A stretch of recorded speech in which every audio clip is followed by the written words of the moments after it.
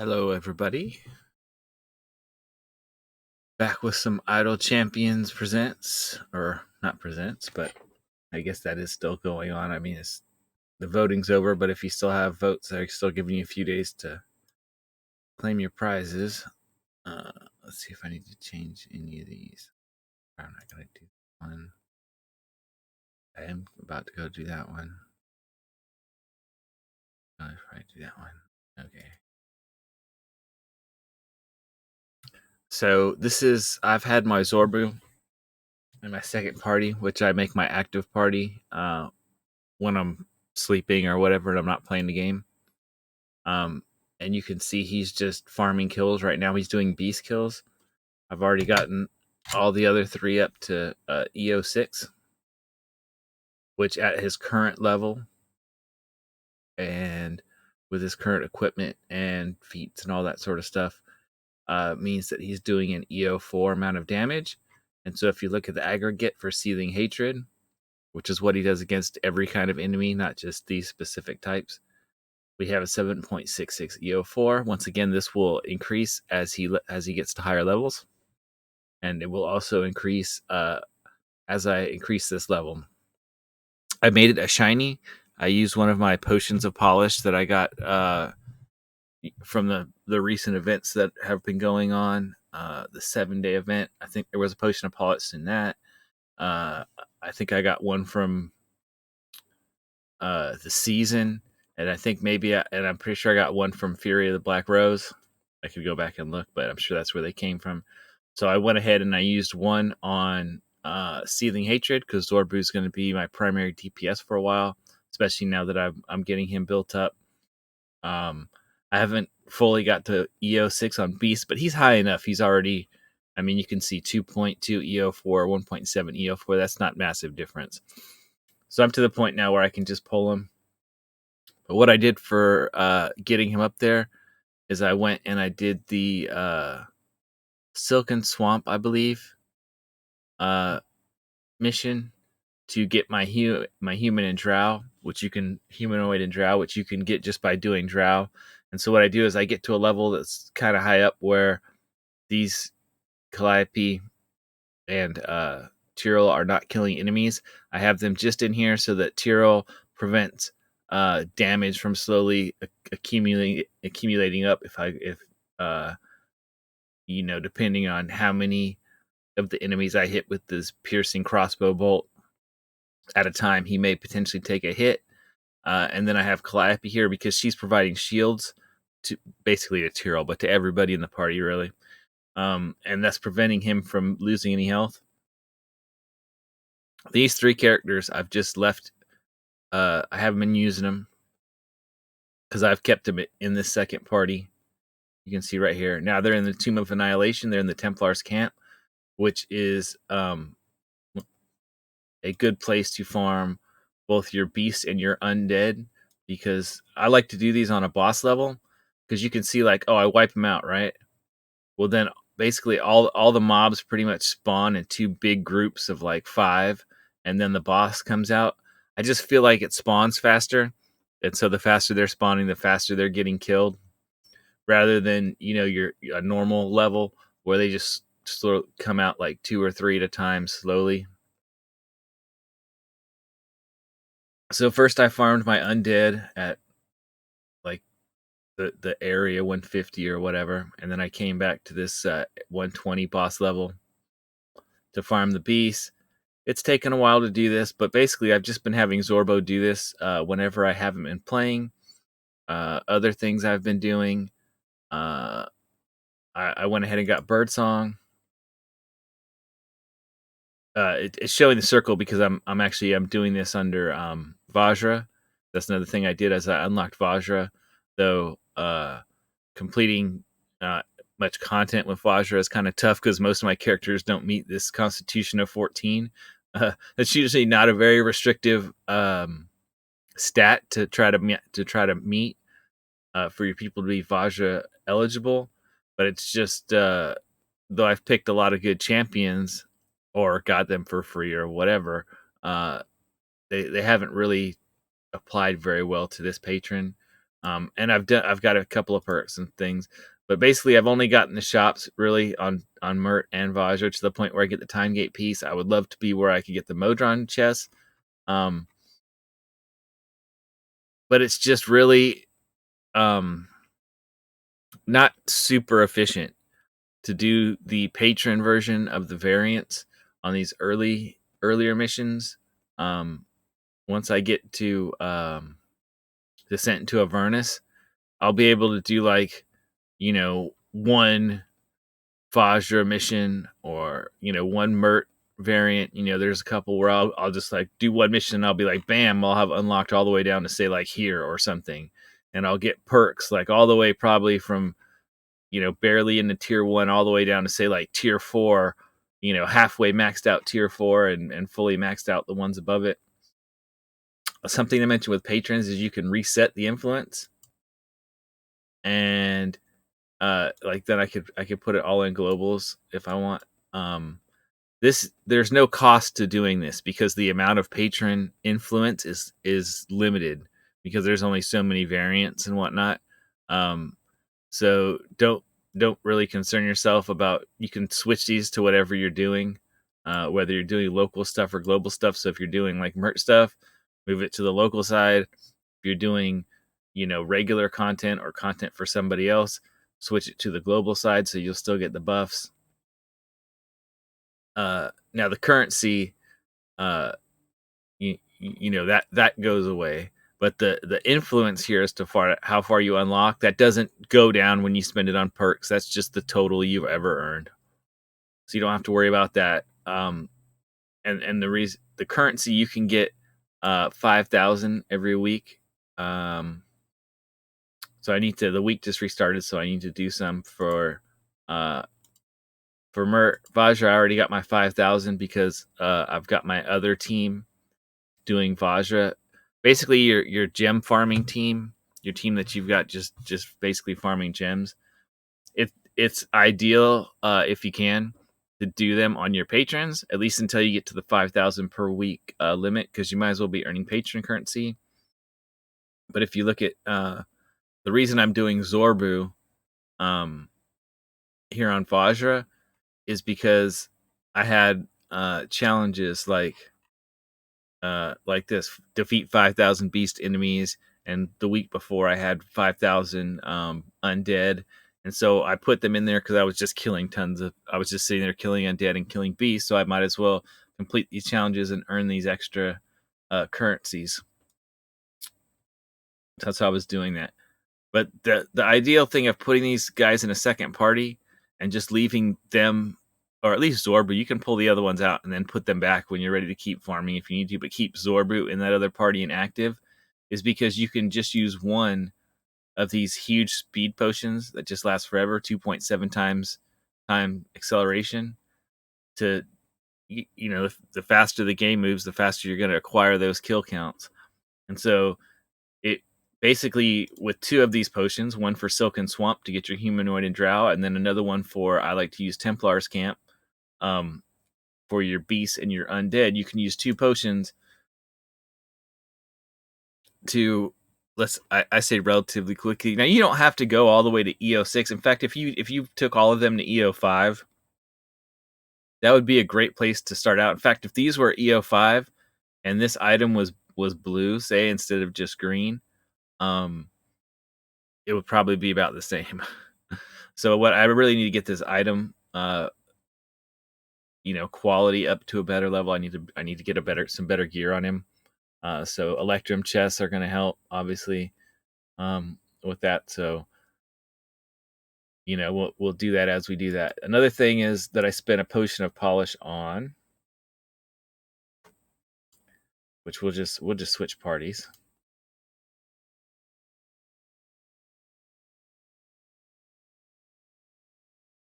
And here you can see my party that's just looping around. It's going to 125. I did get enough gems that I got the 30,000 gem familiar. So I have one more familiar now. But you can see this is basically what I'm doing. I've got the 3 out here so that they pick up the items faster, because that just helps the speed progress faster. I have one down here that's increasing the click damage, because that's basically the main thing doing my kills.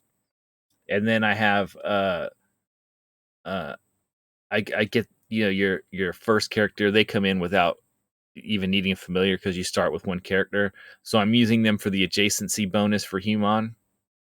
But then I've got one on Human to reduce the number of kills or item pickups to clear the level, and one on Shandy. So I have two speed champs. And so they're just going round to area 125 and then looping back around and looping back around and looping back around.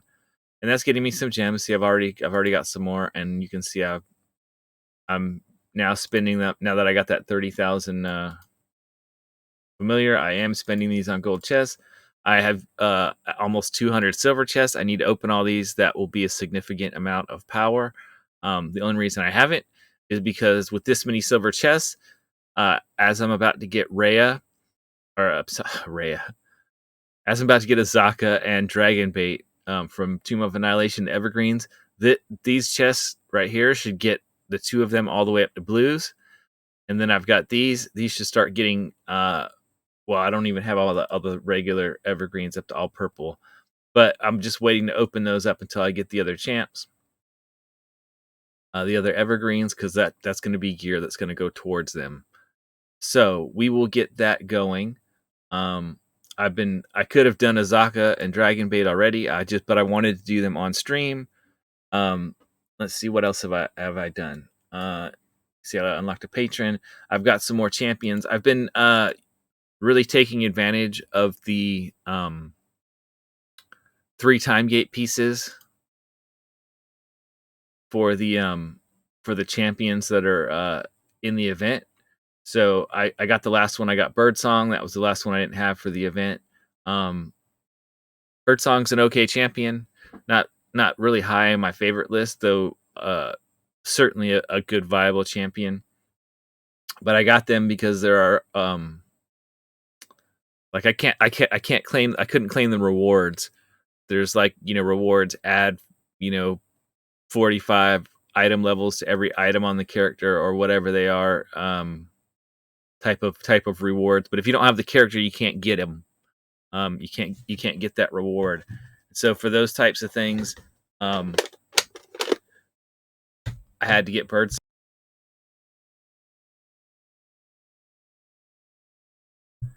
But mostly I've been using this chance with while Human is at 3 time gate pieces instead of 6.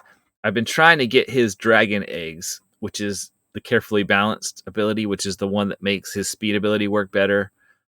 It's blue. You can see I'm mostly purple, but I did use one of my potions of polish on this to give it a 50% boost, and then I still have the third potion of polish available. Also, Briv.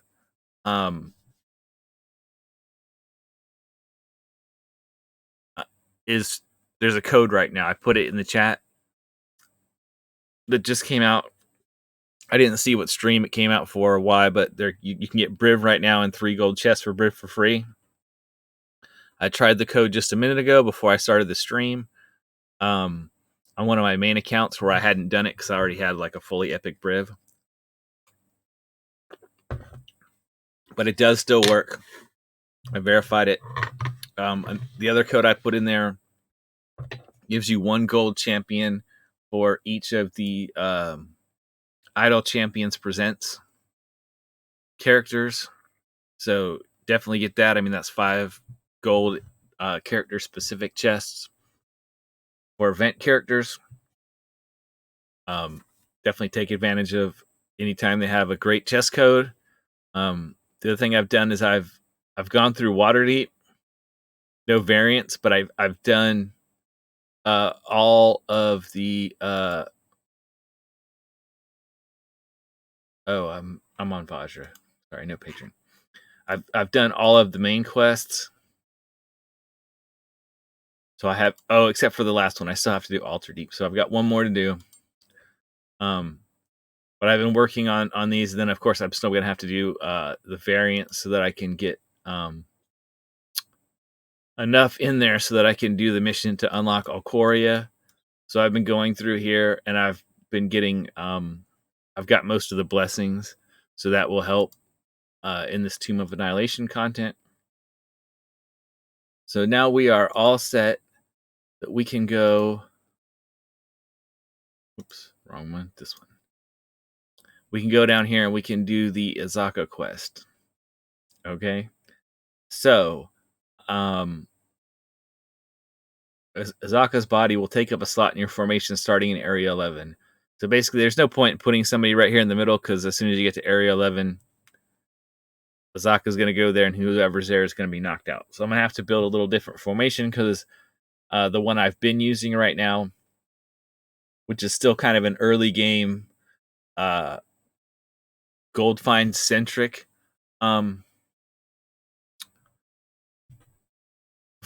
party to build more favor by getting more gold and also level the characters up more has it revolved around Jarlaxle in the middle, and then Drow and rogues, especially I tend to have a lot of them right now at the moment that are all very good that I would use anyway, such as Shandy and Rust and Iconia as a drow, and every one of those is giving me boost to Jarlaxle's gold find.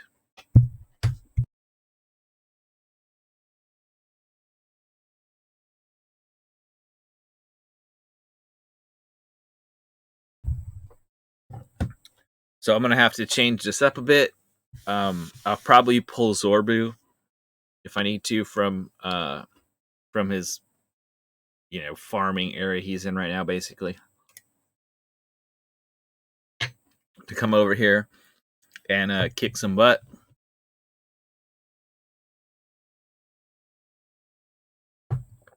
I don't know if I'll need him yet. He may be more useful when we go to do Dragonbait, where it's a little harder. And there are some strategies with Dragonbait where it tends to be a formation where you need to add in tanks. Even though Tomb of Annihilation is a single tank formation, one tank in the front, we may have to add in some additional tanks for the hit point boost. For the health sharing, so that we will have enough health so that we don't get wiped out when we have to fight the multiple copies of the boss, where you have to beat her. Like each time you fight her, you have to kill her an additional time. So, first time you kill her once, second time you got to kill her twice, third time you fight her, you got to kill her 3 times, etc. Basically, she has more health bars. She keeps getting more and more health bars. So to get all the way through that can be a bit tough. Generally, the secret is to add more tanks and things like that. But without further ado, I say let's go ahead and do Azaka's Procession Part 1, because we're going to have to also do Part 2. So let's go ahead and put this together, and I'm gonna probably turn the auto thing off, because I'm gonna have to kind of build a formation here how I want to build it. So we'll use Viconia just for her generic for her raised dead ability. I don't know which one I want to put for Human yet, but okay, yeah, we do want him in the front. We want Freely. And I'm going to wait on some of their specializations just because I don't know which ones I want to pick right away. Because it depends on who else is in the party.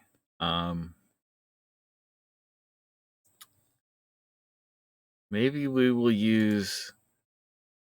I think we'll use Nahara as our early DPS. But because for her speed ability, basically. So we're going to use her for her speed ability.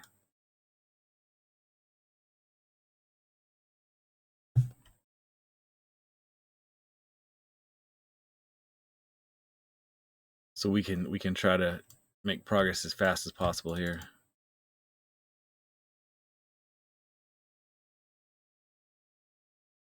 And now I don't need Jarlaxle because he's not really gonna do anything.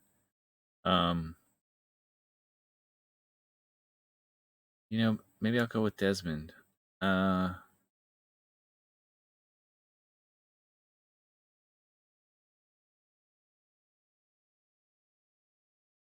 I'm gonna go with his one that does more attack damage. Boost, and I think that's adjacent. Yeah, adjacent. So we'll put him up here where he's adjacent. What's Nahara's agility? Okay, her dex. I mean, her dex is good, so we'll go ahead and put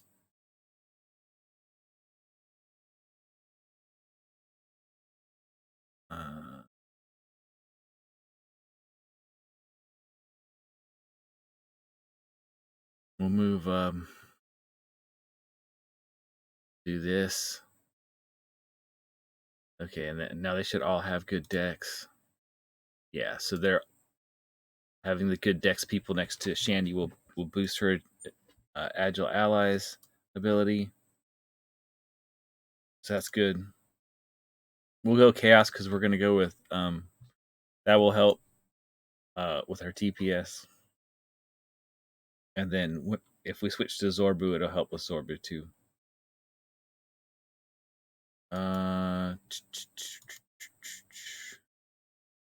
What else do I want to use?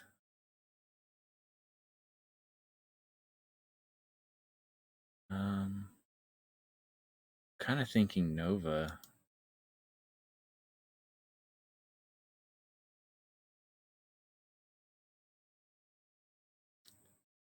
I feel like her boost is going to be really, really good. Let's go with Nova.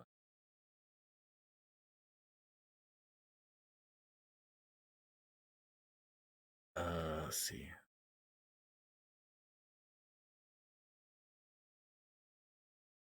Her in the where she's at too is good, but if I then put her into the front, I'm gonna go with this one because we may be swapping Humon's speed ability out soon enough. Because he's in the front right now, but once we put a tank up front, our tank that we put up front will probably be Nova, and then with her third adjacent or third space away, she'll be able to get to these back row people and count their level counts in on her boost. Okay, so we'll go with that one because that one's got the higher number. That's all you have to look at for that. And then we will go ahead and put a familiar there. And I guess I'll just go ahead and put a 6-1 on the field to kill the distractions.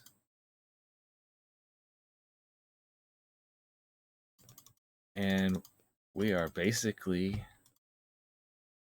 set. So let's go ahead and speed this up some. We use a fire breath potion. We use some speed potions. We'll go ahead and even. Yeah, I guess we'll use a few gold find potions too.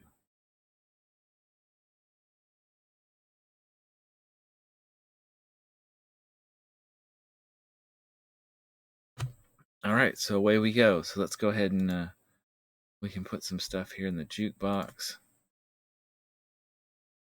Let's put the. Bet you can't just.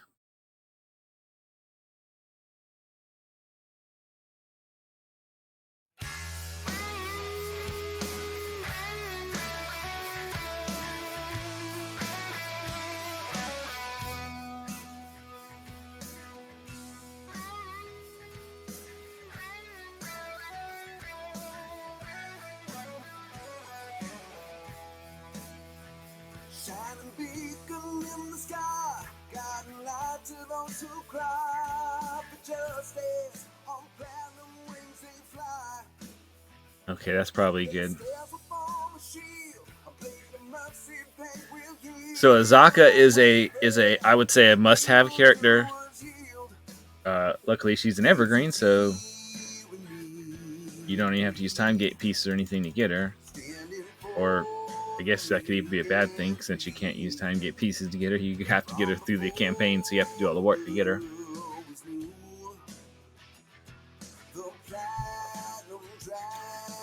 But she's a necessary character because of her Azaka farming meta, where what you do is you basically get to your wall, and then you get to basically a boss level, because on a boss level you can isolate.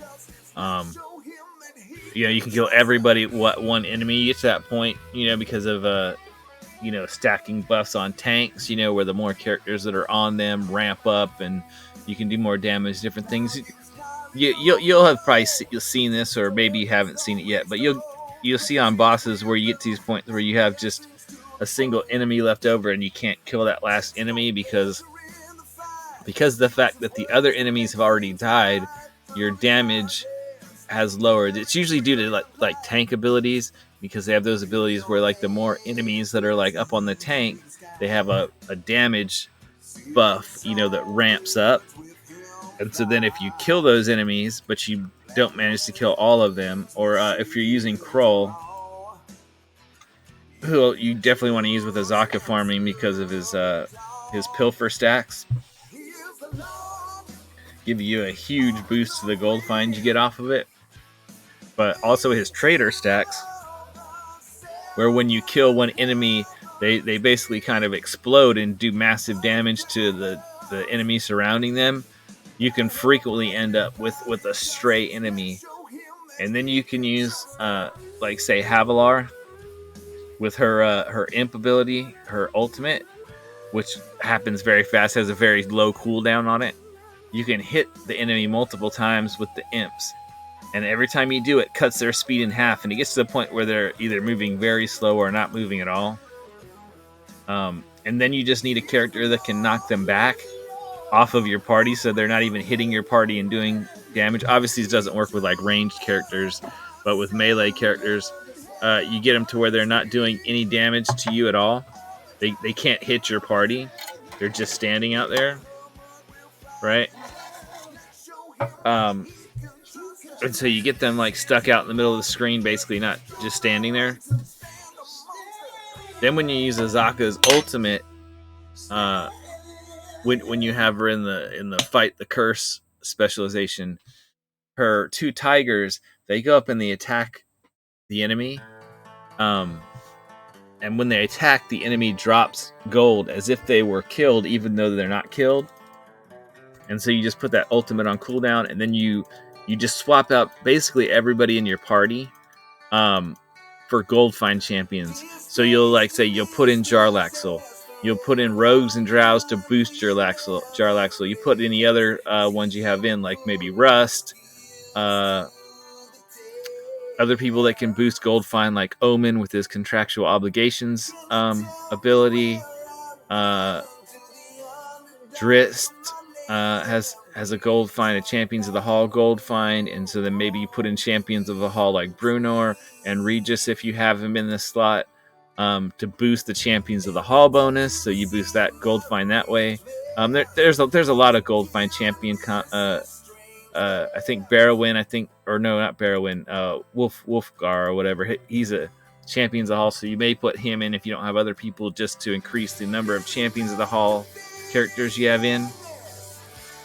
So you get the gold find as high as you can, the multiplier, and then you just sit here and the biggest one is you want to have, if you can, which I don't have yet, is Kroll, because of the way his pilfer stack works.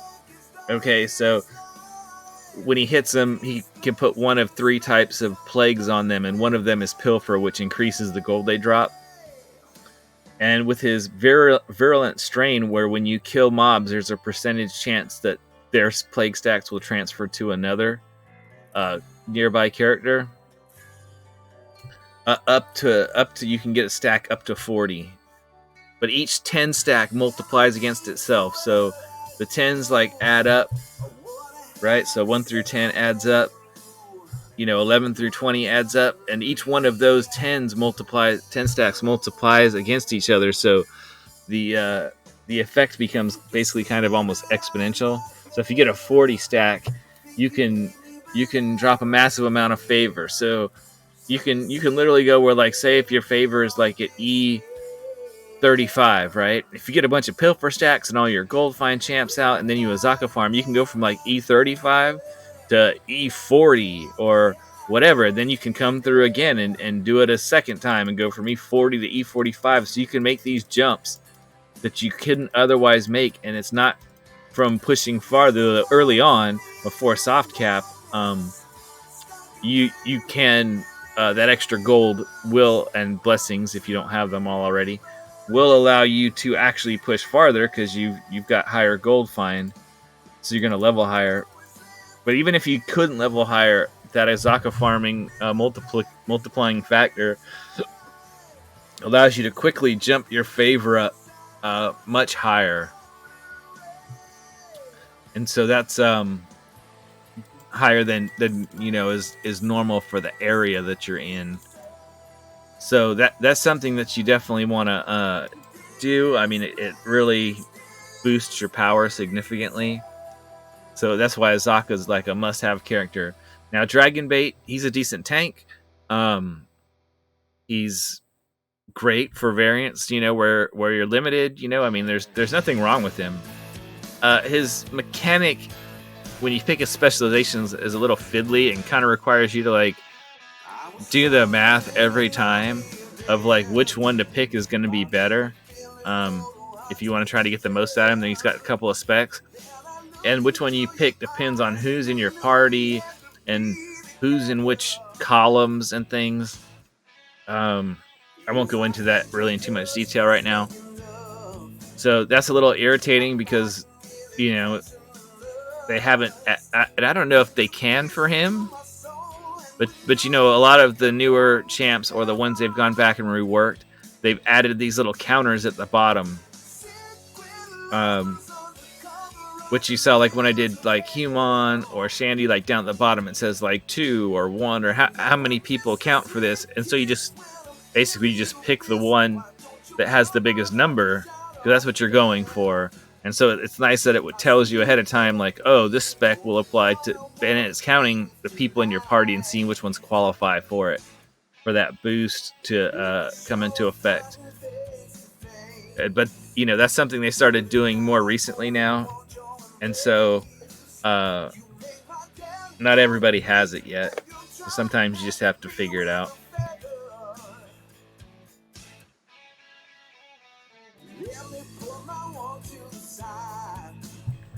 But we're gonna go ahead and get Dragonbait. I mean, there's definitely nothing wrong with Dragonbait. He's a good character. He's just not. He doesn't have something particularly special about him. Like Azaka and her Azaka farming. I mean, there's a like I said, a whole meta and a gameplay around her that I'm kind of reluctant to say it's essential, but I mean, it really is a game changer in how you play the game.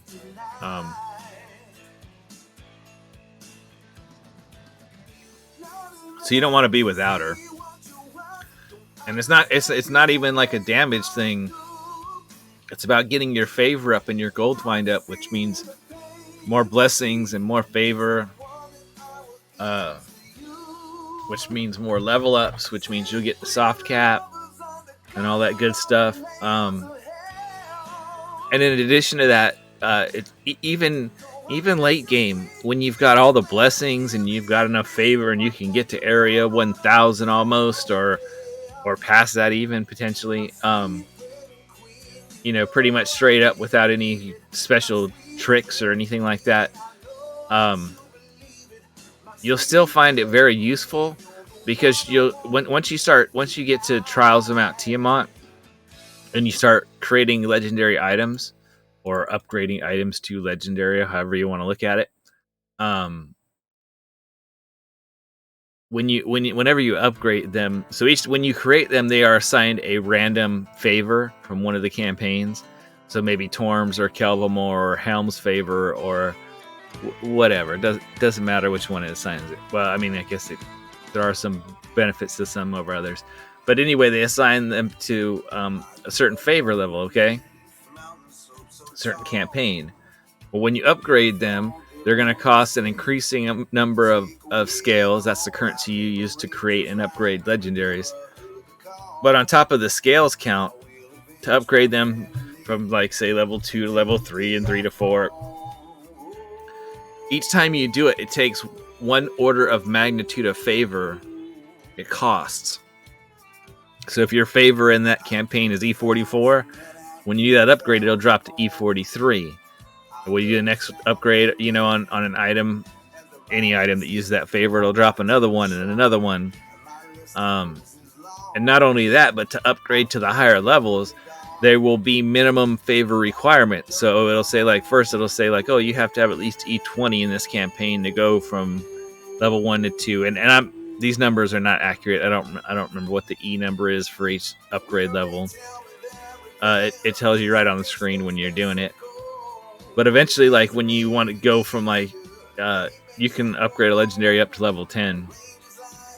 So when you're going from 8 to 9 or 9 to 10 or anything like that, it'll be oh, you need to have at least E40 or E45 in this campaign. So you're going to have to get your favor levels high in these campaigns. And Azaka farming is the best way to do that. The other thing to do, a little trick that I'll share with you, is when you're going to do your legendaries, okay, and they're going to be costing favor from X campaign or whatever. So say we were gonna do items that needed Telva favor to upgrade, the one not Telva Kelemvor's favor, the ones that you get from Tomb of Annihilation. There's a little trick, and the trick is this. So if you do your play your campaign, right, and get to where you set a new level of your favor, all right? So where it says at the end here, say it's going to you're going to be rewarded by E45 when you finish, right? And say you're at E43 now. Well, you're going to get E45's worth of favor when you finish, right? So if you then go up before you hit the finish button on the mission and bring up the forge, the legendary forge, you can go ahead and upgrade all those items that we're going to use with Kelemvor and push your favor down to whatever. Doesn't matter. E20. Doesn't matter. You can push it down all low because when you click on the end, you're going to get E45's worth of favor. So you push them all the way down, and then at the end, you click on it and you go back up to E45. Another thing that's super useful that applies to the later campaigns, like say Icewind Dale, particularly the ones that have all of their blessings in, or Descent into Avernus. So if you look down here, right, E42, all right, to get this last one, and you're thinking oh, that's awful, I'm gonna have to get so much favor. Actually, in the long term, it's a good thing. And you're why is it a good thing, right? Well, because let's say you spend below E42, down to E30 or something. You spend it in the legendary system. All right. Well, when you do a time gate, right, or an event, and you do your favor conversion, right? So when you do your favor conversion, and it says it's going to convert, well, it doesn't just look at the favor. When it does the conversion, it doesn't just look at what your current favor number is. It also looks at this number over here of your favor you've spent. So even if you get it down to E20, and then it's oh, well, up here you've spent E43 favor here, and in Icewind Dale it's even more. So that's probably more like E45. I know this says E44, but then once you get all the rest of them, all these bottom ones maxed out and everything, it could be E45. So just by doing a time gate, you can jump them all the way back up to E42, E43, E44, or whatever. So that's really nice. Because you can, if you're not worried about having a really, really high number on those, you can just push them down low. Now, it doesn't work for these other ones. If you look at Torms, I don't even have this maxed. Let me continue for a second. Okay, so I've got this one basically maxed, okay? I've got two last little things to get, right? But, so I've got E23, okay, so if I push this down really low, if I push it down to E10, it's only going to come up to E23, whereas like this one, if I had it all spent, it would come up to like E45. So just keep that in mind. I mean, that's just a little information for you for later on when we get to legendaries and stuff. And if you're wondering how you get legendaries, I don't know why I'm upgrading that. I've got a fire breath potion. Oh, I'm actually done with this. Let's finish this and move on to the next one.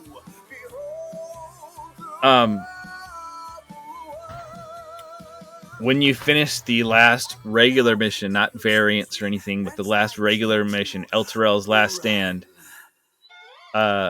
in Tomb of Annihilation, or sorry, Descent into Avernus, it will unlock below the time gates thing. It will go ahead and then it will unlock your I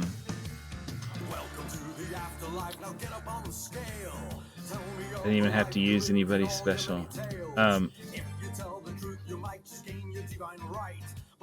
It will unlock the Forge system, Trials of Mount Tiamat. Well, actually, there's a mission that unlocks the something Mask of the Mad God or something like that. And then you do that one mission there down under Trials of Mount Tiamat, and then it unlocks Trials of Mount Tiamat. Once you unlock Trials of Mount Tiamat, it unlocks the legendary system. But keep in mind, it's not going to help you early on that much in the early game. It wouldn't help you to have it anyway, because you would be having a real hard time doing Trials of Mount Tiamat. With a small bench and low power from Modron cores and blessings and perks and stuff. That doesn't really matter anyway. It wouldn't do you much good. And plus, to make an item legendary, it already has to be an epic. And I mean, you can see we're kind of epic poor early on in the game. I mean, my Makos has 3. My Human has 4 out of 6. Still doesn't have the one I need the most. But that's the character I've been focusing on the most. He's got the highest item levels and everything because it all affects his speed ability. All right, so let me put these guys where they go. That'll work. I'm gonna save this. Azaka variants. Just saved it last time.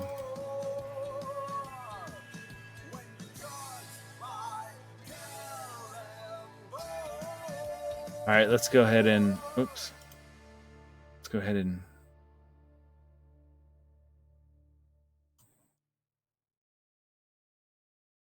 I'm just going to use 2. I don't even think we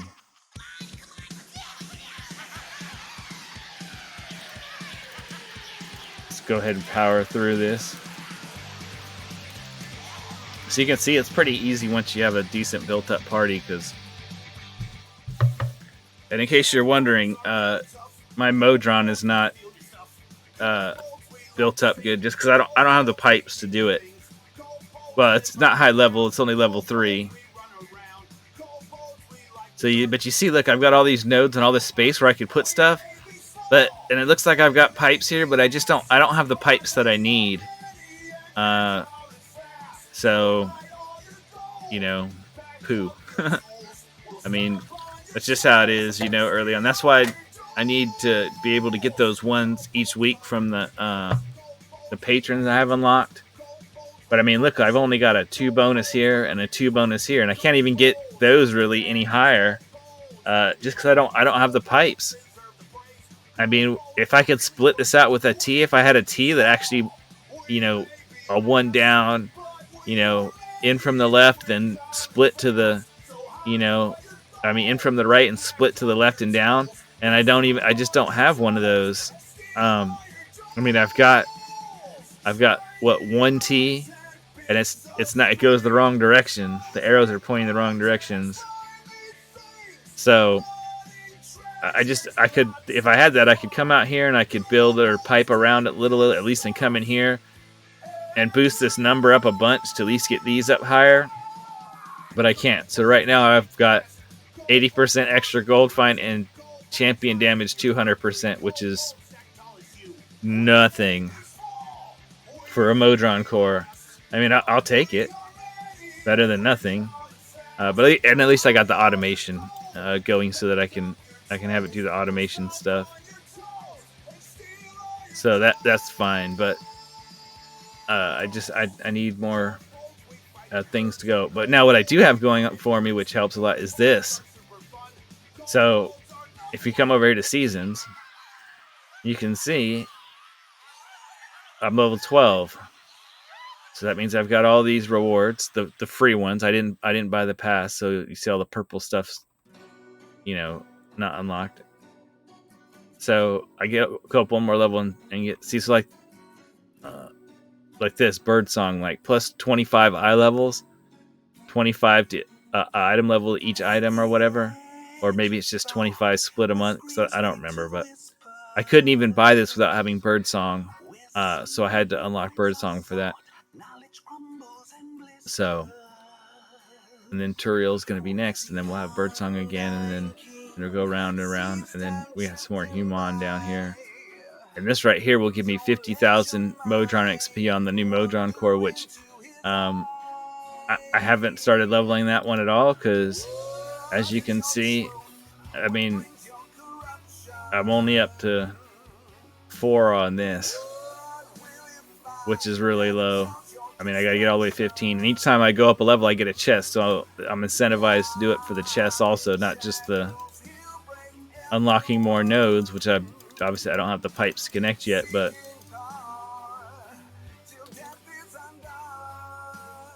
so I'm working towards that.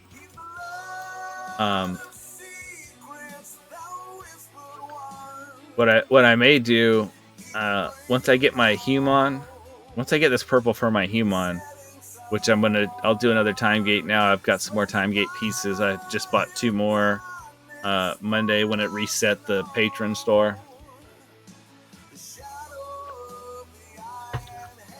Plus the 2 I got for that you get once every 5-6 days, or once whatever it is, when a normal one just drops. So with the seasons, I need 3 more to open another time gate for Human. But you'll see, if you look at 50, that means get to 50 in the first area, 75 in the second. That's normal. Look at my Human. I have to get to level 125 in the first one and 150 in the second one to get the gold chest.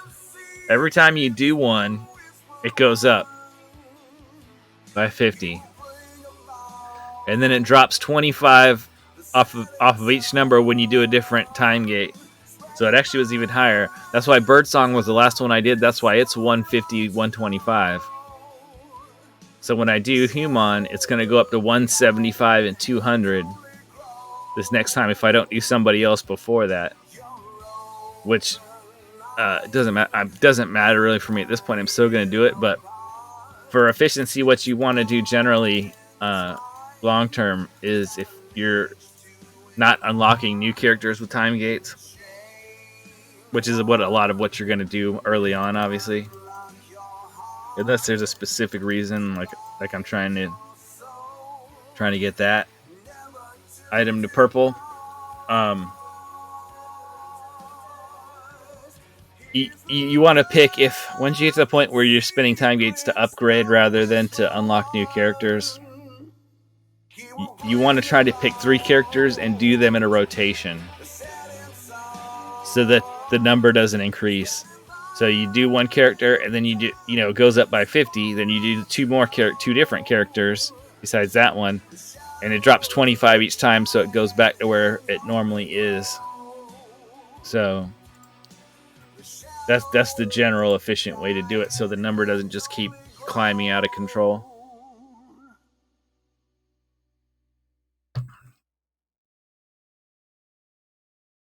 And eventually you have so many time gate pieces that this is just a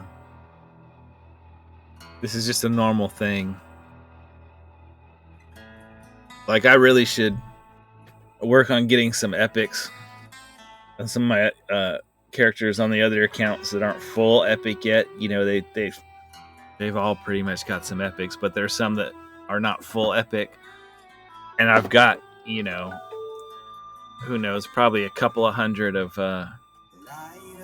time gate pieces a piece on each of my other two main accounts, my Epic Game and my Steam account, because there's just other things that I end up doing besides time gates.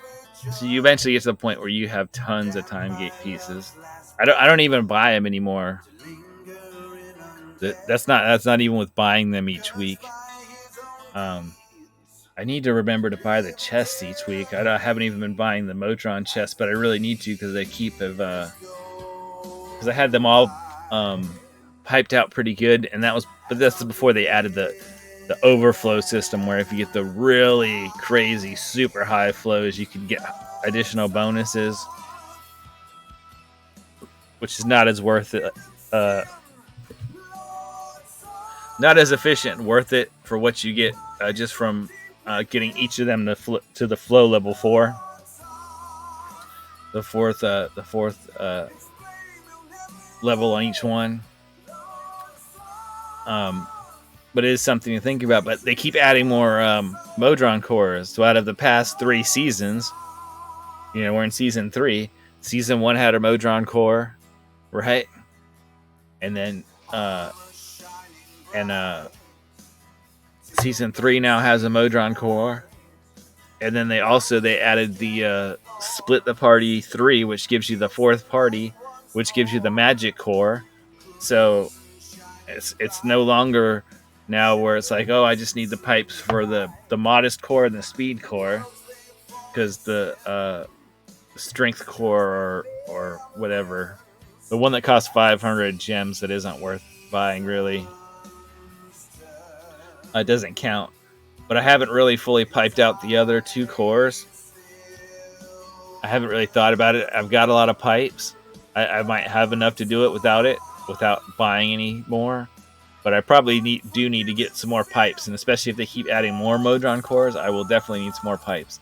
Now, you can save, right? You can save and load and clear the Modron pipes. So technically, if you don't care about the convenience of it, you could save. Like I could save this. Let's just call it, I don't know, I'm going to call it level 1 Modron core, because I only have level 1 stuff piped out. But okay, so I save this. Right? Okay, there it is. It's saved. Then technically I could clear all the pipes out when I'm not using this core, and use them on a different core. So, I mean, I guess as long as I had enough for and enough spares and whatever, so that any 2 cores I decided to choose, I would have enough pipes. I wouldn't need enough for all of them. But, I mean, probably, you know, long term, you're not going to want to have to, like, be saving and loading those, swapping that around every time you swap cores. That just becomes a bit of a nuisance. So you're going to want enough pieces for each core, the ones that you're going to actually use. And I would say all of the other than the strong core, the one that you get down here, which is it says EF5. It's 500,000 gems. Okay, they really need to change that, which it wouldn't be a big deal for them. They should. I mean, 200 sounds more reasonable to me, and it wouldn't be a problem. They've changed the cost of gem stuff before, and just people get refunds. People that have paid the full price, they get a refund for whatever the difference is. But they really ought to change that, because 500,000 for a Modron core that's only good for strength-based melee characters as your DPS. So it's good for I don't have them. Krond. It's good for. Do I have Artemis? No, it's good for Artemis. It's good for Krond. which are 2 high-level DPSs at the end of the game if you put a bunch of item levels in them and all this other sort of stuff. But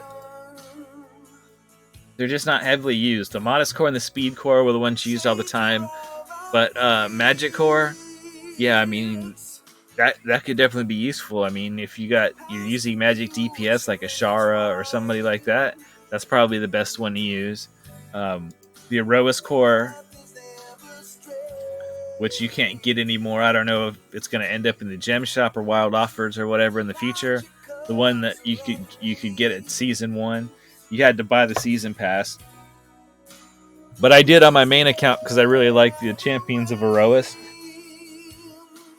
They include Nova, Sentry, Keelek, and Lucius. He's a DPS. I think that's it. No, I think I'm sure there's probably 5, right? Oh, and Ayla. Yeah, she's another tank, a very powerful tank. And they have this Erois synergy pool where you can see Erois synergy, right? So they put these stacks into the synergy pool, and everybody contributes, and then their individual abilities get boosted based off of how much is in the synergy pool. There's different things for each character based on what their kit's based around. But that's really good, and I really like them. So I have their core. So whenever I'm going to focus on Erois champs, hey, that might be a core I would consider using. And then this most recent one is the unaffiliated one. So it boosts damage of characters that are unaffiliated, as in they have no affiliation. Affiliation is none. And guess who falls under affiliation none? I mean, a lot of characters do, but Zorbu, who's a kick-ass DPS. So, I think it's quite possible that Zorbu would do more damage with the unaffiliated core maxed out. When I say maxed out, I mean flow 4. I'm not talking about overflow. Versus the modest core. So that's something to think about. But yeah, also what I was talking about with the seasons is, so I'm at level 12, right? So that means I've got all of these buffs going on. And these are all the time. These are global buffs. They happen for everything. Time gates, events, anything going on. And they multiply against each other, so it's 25 times 25 times 25. They're not additive, okay? And then you also get the ones here that you get from rewards. So there's 200%. Some of these are champion specific, but there's Gold Find 200%. There's Human. I use him all the time, so his boost is good. Here's another. The next one coming up is a Turiel one and a Birdsong one. But see, if I move over here, increase damage of all champions by 815%. Gold Find 575. Champion health 21. Effective healing 10%. And increase all favor earned by 10%. So, I mean, those are all winners there, like that's a lot of extra power. Those are basically like a whole extra set of blessings that are tied to the season. So, if you're doing these seasonal quests, which a lot of them are easy to do, just in your regular playing, or specifically when you set up any kind of automation, when you get more familiars, even more so. So like on my main accounts, I have enough familiars to more than enough of familiars for one party, especially to level up the entire formation of characters, to trigger all their trigger their special abilities and all that sort of stuff. So I can, each season I build up a team that's got all the characters from that season in there, because you see stuff like, while Birdsong is setting Bud, so your highest DPS champion, while Turiel and Barrowin are in the frontmost column. Birdsong is DPS. Level up unaffiliated lawful champions which basically means the characters that are in this. I think they're all lawful, and they're all that's as far as alignment, and they're all unaligned, unaffiliated. That's why it's called Ancients and Lawbringers. I don't know what the Ancients part means, but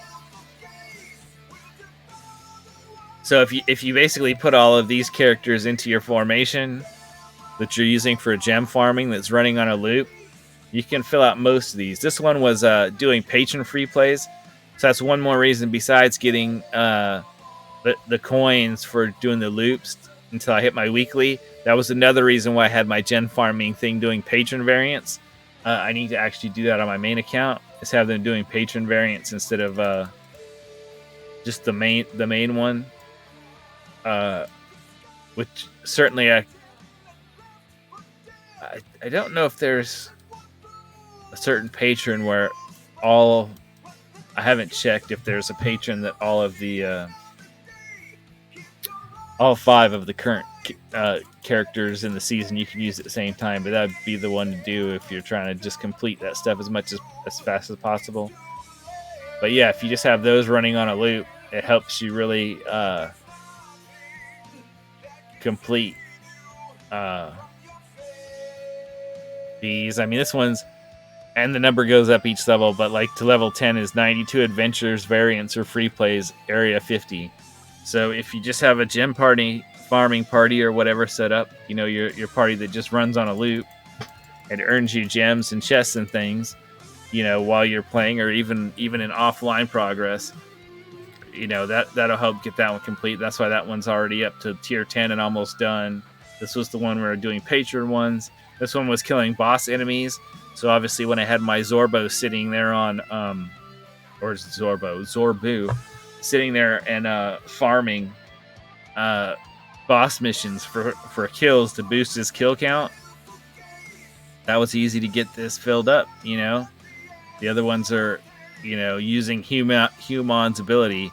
Yeah, well, obviously I'm going to use that. I mean, for the speed effect, if nothing else alone, you know. Defeat however many enemies with at least 3 lawful champions. I guess I don't have 3 lawful champions in my party right now, but I'm pretty sure that I did when I was my normal one that had Spurt and everybody in it that was built around gold farming. My normal party with basically my gold farming party that I've been running lately. So that's why this one's up to 8. This one's just complete this many areas and free plays. I'm not doing a free play now, so it's not going up. But once again, that's another one that just by farming. And these are the ones that you start with that you finish over the whole thing. And these are the ones, this one's from week 1. I haven't completed. The other ones from week 1 I did. This is from week 2. I haven't had Turiel and Barrowin in the frontmost column. Anything I've been doing lately. Just Barrowin's not one of my favorite tanks. But yeah, so that's why I haven't finished those. You can see it says 47 minutes until the week 3 set drops. Because that happens on Wednesday. That's generally their update day. So then I'll get some more and we'll plow through those. But yeah, all of those things are giving you favor and currency and experience in that campaign. I mean, in the season thing. And then the daily ones, you can reset each one once. So every day, you know, you just look and see, oh, you know, like, is this one I'm going to be able to do? You know, just with what I'm already doing. If not, then maybe I'll reset it. All right, look, we got Azaka.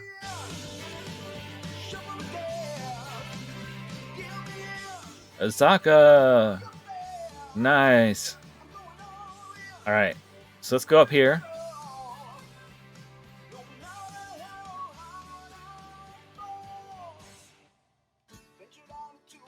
Oh, I don't even have to. I thought I had to do that one to do this one, but I guess I don't. I guess I just have to complete. All right. So Dragonbait starts out in the front. He doesn't attack. While he's alive, he provides a buff his buff's kind of inconsequential. It changes, gets better over the course of the mission, but it's whatever. Basically, we're losing this front slot, though. That's the important part. The other part is each time Valindra,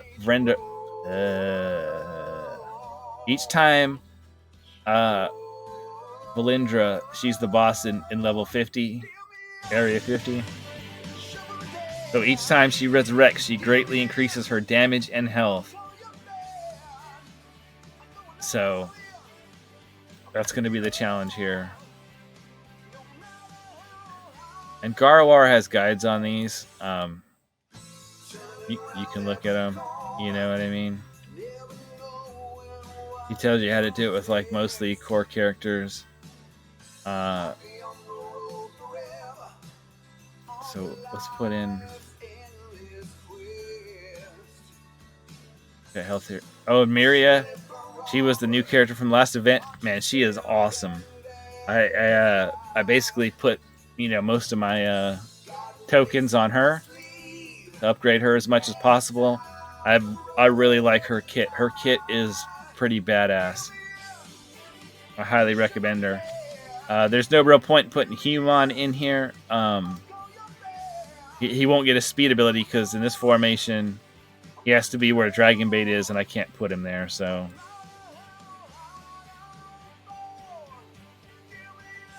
that's kind of pointless.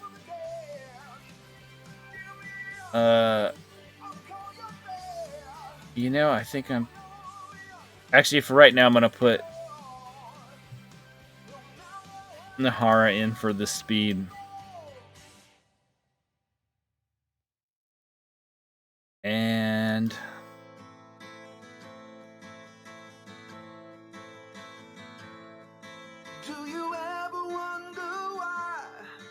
put Sentry in. Who maintains this place, keeping it all pristine? Like I said, you're going to want extra tanks on this one for the health share. You can sneak without a care. Only clean shining stone and treasure everywhere. Let's see, her heals might be useful. He takes off down the hall, and suddenly he stops like he's running to a wall. Gelatinous cube. Gelatinous cube. Or actually, I think I want Calliope.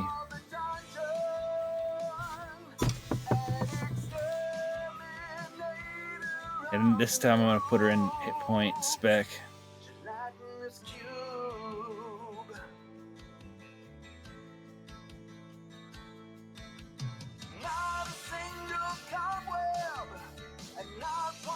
I'm going to want her healing. I'm going to put a familiar on her special ability because it...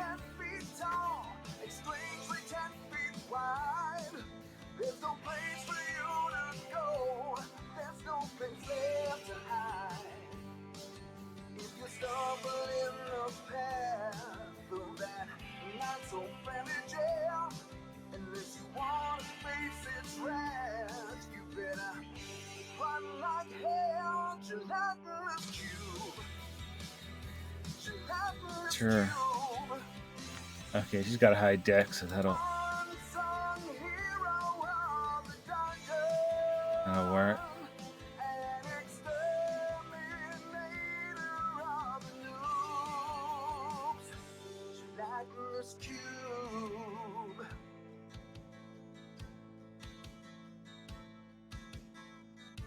You ever wonder what it's like to find a death so slow?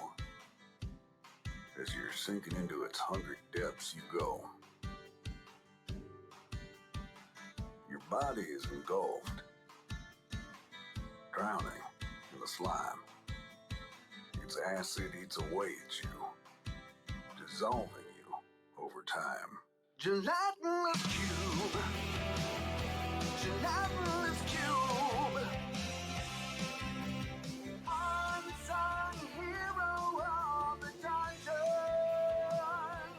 An exterminator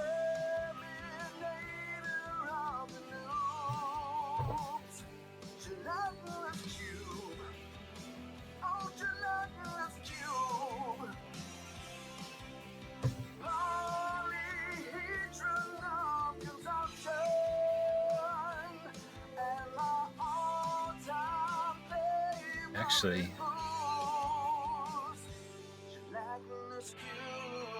There we go. Now she's healing more people.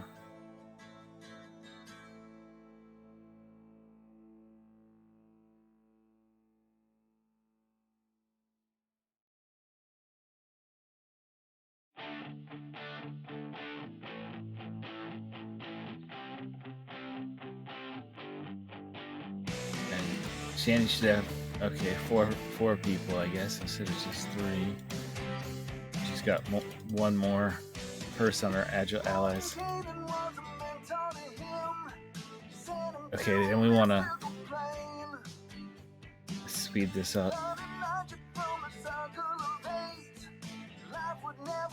And we're going to get some more gold going here because I might need the...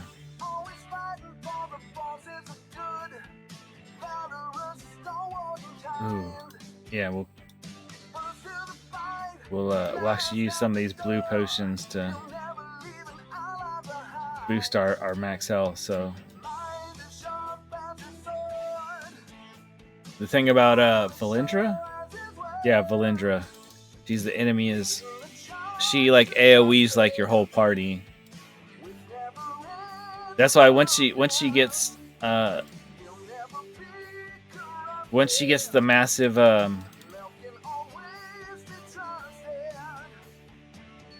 once you have to kill her so many times,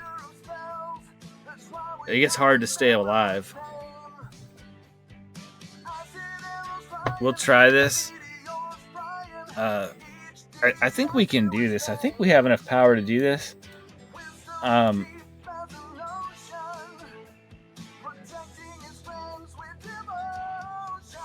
The problem is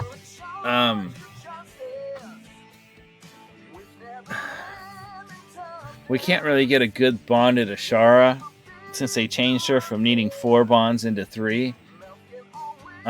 If we had Krull or can't remember what the pirate guy's name is now. Going with the grease fires, but somebody like Krull is good because his ultimate like sends all those zombies over that like explode and like turn into like a pool of like acid on the ground. So you can like, you know, whittle her health down, you know, a few bars, and then send Krull over there, or use his ultimate, I mean, and he'll just send those over there, and it'll just tear her apart. See how she's hitting like my whole party for like, you know, hundreds of damage, you know.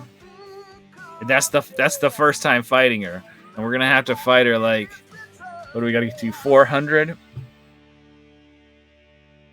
She's gonna get like 7 times more stronger than that. Eventually she'll have like 8 life bars or something like that. And so this is all about survivability.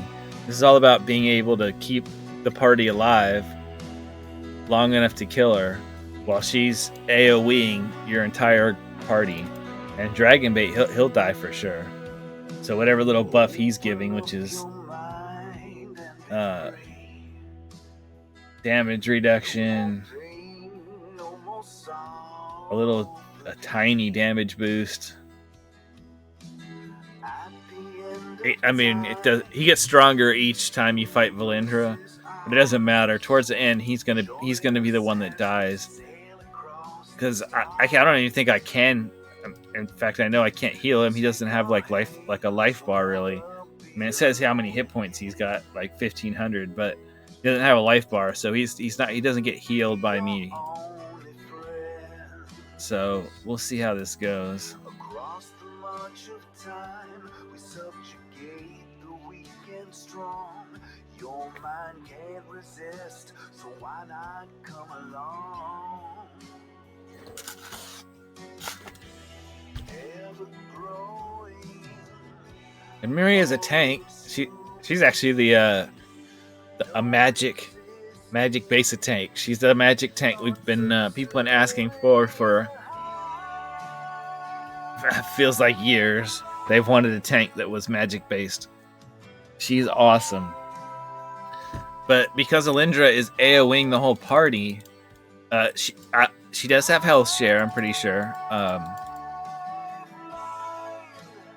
So there's that. You know, she will boost the HP of my other characters with the health share.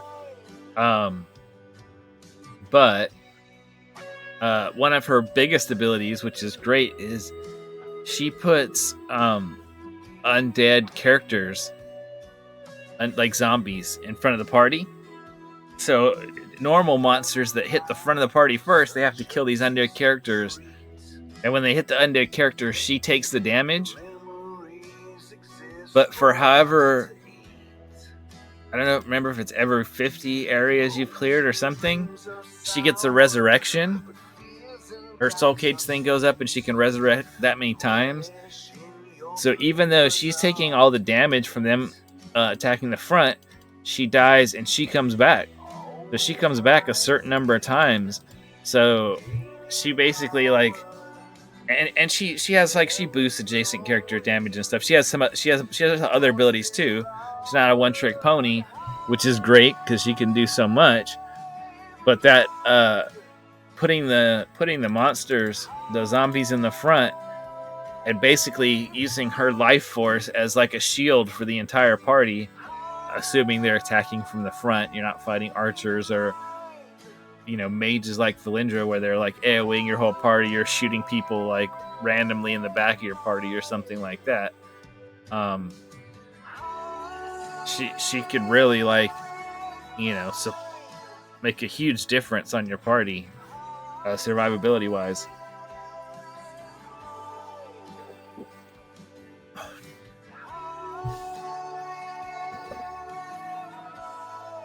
In fact, there's some tough battles.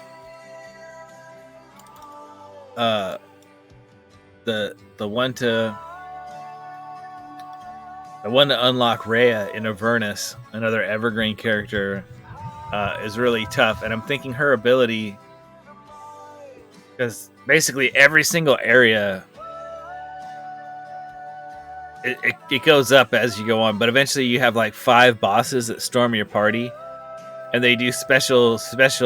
Each one's got its own special ability. Like one stuns characters, one makes it so you can't use your ultimates, one makes it so you can't use this and you can't use that, you can't do this and you can't do that. And until you kill those guys, those things are locked, right? And they swarm across the screen. And so eventually you get to the end, and they hit your tanks and they stun them. And so your tanks, once they're stunned, are not giving you any bonus. So the fact that the tanks, even that are on the tanks and they're attacking them, normally that would, you know, give you a damage boost. It doesn't. It gives you nothing. In fact, it takes away your boosts.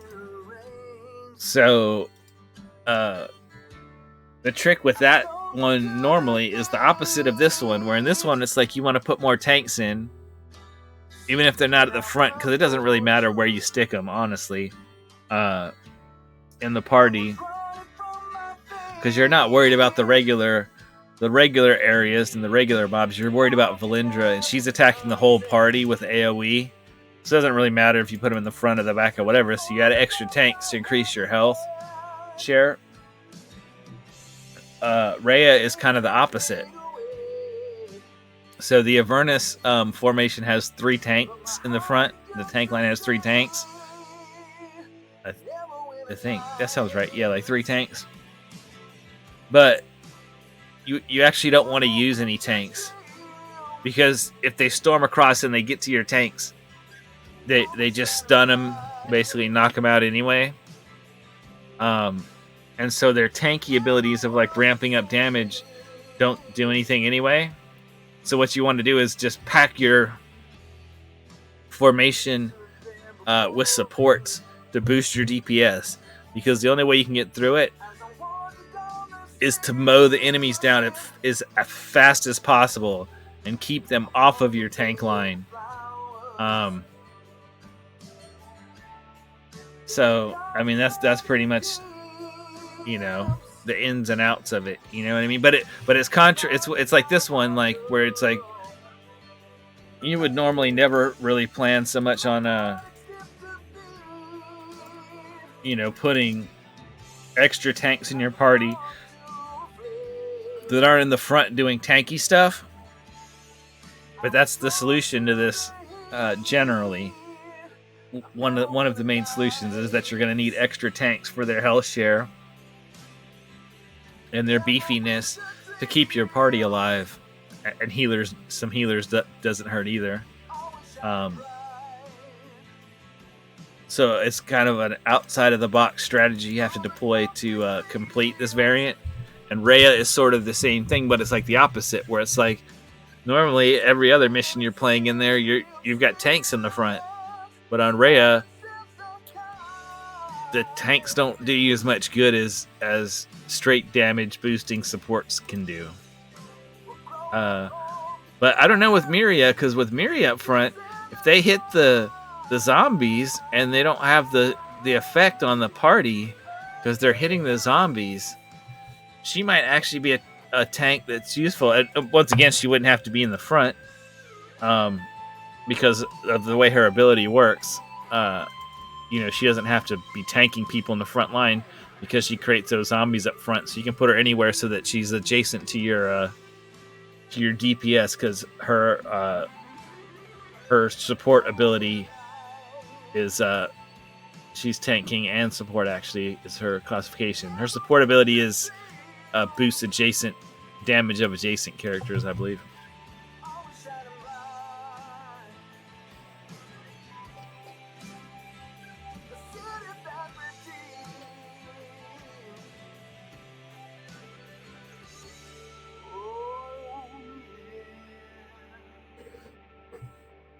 Hopefully we're going to knock right through this.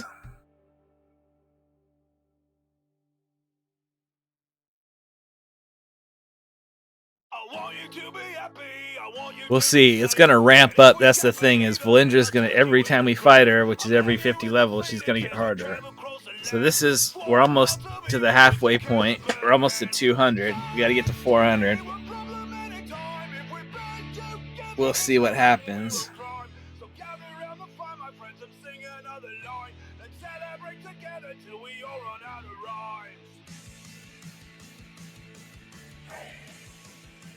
See how many lives? Yeah, she look. How many life bars? Oh.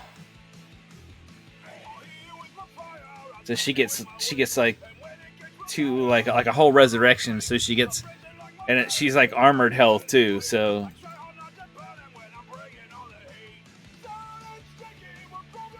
you see, like that's the fourth time we fought her, and she had 8 health bars. So at 400, she's going to be a beast at area 400. That's really the challenge, is can you beat her at area 400?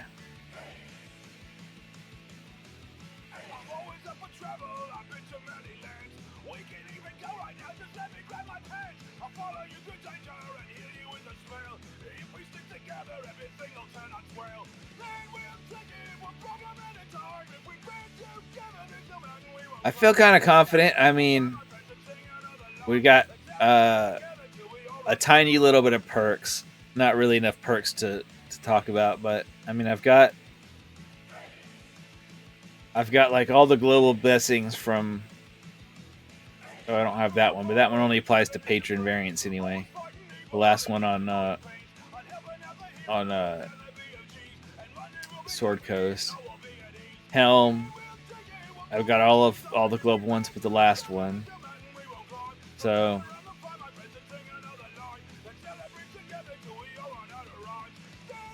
I feel like I've got some good champions. But I still don't have as deep a bench as I would like to have, because I mean, like, case in point, like when I do Vajra, a lot of my characters don't qualify for Vajra. They don't have that really high constitution. But I've got like a ton of rogues, like Shandy, Rust, and I've got Myconia. She's a drow. Hitch is a rogue. So like for the piracy the gold find ability of Jarlaxle, I can pile in a ton of rogues and drow, and every one of them boosts his gold find by another 50%. So that's kind of cool, especially when going into a new area where I don't have any favor yet, you know. So we'll see. I'm not sure what my next step after this is. There's kind of 3 paths I could choose here.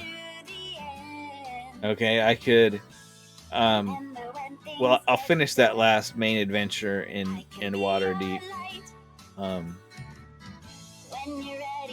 That's kind of a given. So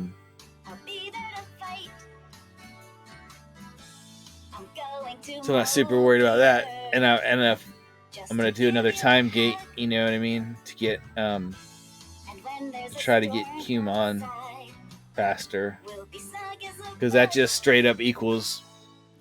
And you might be wondering, like, why am I doing all this with Human, like, just for the speed?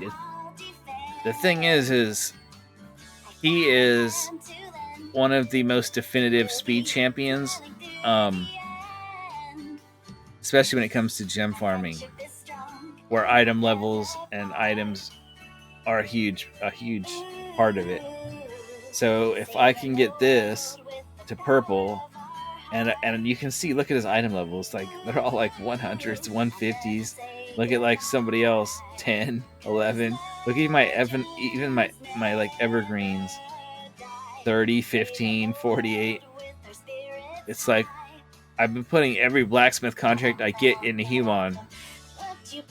And you might be wondering, like, why are you doing that? Like, he's not really a pushing champion. He doesn't really help you push farther. He's just a speed champion.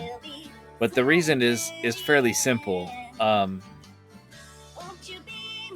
So especially if you leave the game running in the background while you're playing other games, or leave it running on say like your laptop or something, you know, a different computer, or on another window, or even minimize. But if you leave it running, you know, and active, your gem farming window active, because you still get much more progress that way than offline.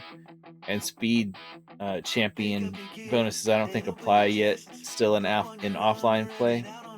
But if you leave those things going, making him to where you get him to the point where you only have to kill like 2 monsters, maybe 3 monsters, to move from one area to the next, instead of having to, like, right now, let's say I've got to kill let's say I don't know where he is. It depends on how many people he has adjacent to him and some other things, but let's say he's giving me double credit 100% of the time. Always gives me double credit for all my kills. So instead of killing 25 people, I'm killing 15. So I'm going through an area twice as fast as I would otherwise. But if I can get that down to 2 or 3 instead of, 12 and a half, and then especially if I compare them with, depending on patrons and stuff, if I'm doing patron versions, Nahara, who can cut my requirements down, and Sentry, who can cut my requirements down, I can kill one enemy and go from the next area. So it's like I get to an area, bam, kill a guy, go to the next area, bam, kill a guy, go to the next area, bam, kill a guy, go to the next area. So it's basically like I'm just skipping through and I'm only doing the boss areas, right? That will get me, so it makes sense to spend on my spending all my blacksmith contracts that I'm getting from my gold chests and my electrum chests on him, because he's going to get me so many more gems in the long run. The sooner and faster I get him up to his max level, or, and the higher the better. All along the way, as it's increasing, it's getting better and better. So my gem yield, if I look in Icy Bite Glow, or if you just look at, like, okay, today I earned X number of gems, and then compare it to how many I get, in a week after I've put all my contracts into Human, right? You're like, oh wait, this week I got 50% more gems or twice as many gems or whatever. You can see that it makes more sense to put your gems into Human because you end up acquiring gems so much faster that it's like, oh well, if I put all my gems into Human first, then in my subsequent weeks I will get way more gems to where I can buy a bunch of feats, which I'm not spending any on right now because they're like, what, 12,500 gems to get a feat, If I want to get any of these other gem familiars, the current one was 30, the next one's 50, and then 70. I'll probably get those to 100. Man, 100, 150, 200, 250. Man, those are crazy. Crazy expensive. Those are like basically like, I mean, unless you're really going to save up for them, those are like late game. I wouldn't recommend really investing much in those early game. You're better off with gold chests, especially when all my core and Evergreen champions aren't full purple epic gear yet. And even when they are, I mean, it's still kind of better to invest in the gold chest because those are going to get you all the blacksmith contracts you need, all the bounty contracts that you need, and also all the potions that you're going to need to make the gameplay so much faster. I mean, that's part of where like these potions are all from, where I finally have it decent enough that now I can actually use potions to go through this content in a reasonable amount of time. I mean, look, we already did 2 variants to unlock Azaka. Yeah, look how fast this is. And I've only got the speed right now. Zarek is from Shandy, of course, is boosting, and then I just have the large and the medium. I'm not even using the huge speed potion. So it says I'm at 5.9x speed, and I can go up to 10x speed, so I can actually go a lot faster than this. But yeah, I mean, that's much better for stream content, and it's just much better for gameplay in general, being able to go fast. So gold chests are where it's at for spending your gems. I mean, obviously, familiars are what you need for your automation to get you your gems, so it's a little bit of a balancing act. So that's why I saved up the 30,000 and got the 30,000 familiars, because I was like, oh, okay, well, that's gonna, help me get more gems because I can, like this latest one I put on Human's Ultimate, which doubles his ability of how many each enemy he kills counts for. When he kills an enemy, he gets extra credit. It doubles the amount of credit he gets. So the more times his ultimate's going, and when he's automatically gem farming, I don't have time to click on him. So yep, those potions really help. The gold find and the speed potions help a lot, and the fire breath helps too, because you don't have to spend any gold on click damage. And it also fire breath is really, it's kind of deceptive. It's really more of a speed effect because it means your click damage people can just wipe out the enemies that are coming up, which helps you go a lot faster because you don't have to wait for your heroes to actually attack them. Okay, come on, die, Valindra. I still got shields active on all my characters. That's a good sign. Like, she hasn't even got through my shields and into my real health. So I've got to fight Valindra one more time and I'll get Dragonbait. So I think that's pretty much a foregone conclusion. So as I was saying a minute ago, I've got kind of 3 choices now for what to do next, okay? So I've got one more regular mission to do in Waterdeep Dragon Heist campaign. Then I'm going to have to do a bunch of the variants if I want to do the Ikoria mission, because it's just like the Azaka and the Dragonbait ones. It says you have to do X number of missions and variants. So I'm going to have to do a bunch of those to get Ikoria, and she has her uses. She's not a horrible character, but she's not a game changer like Azaka.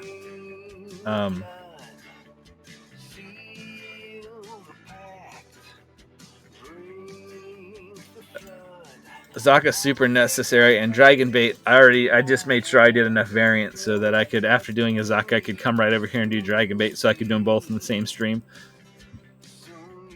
He's a great addition.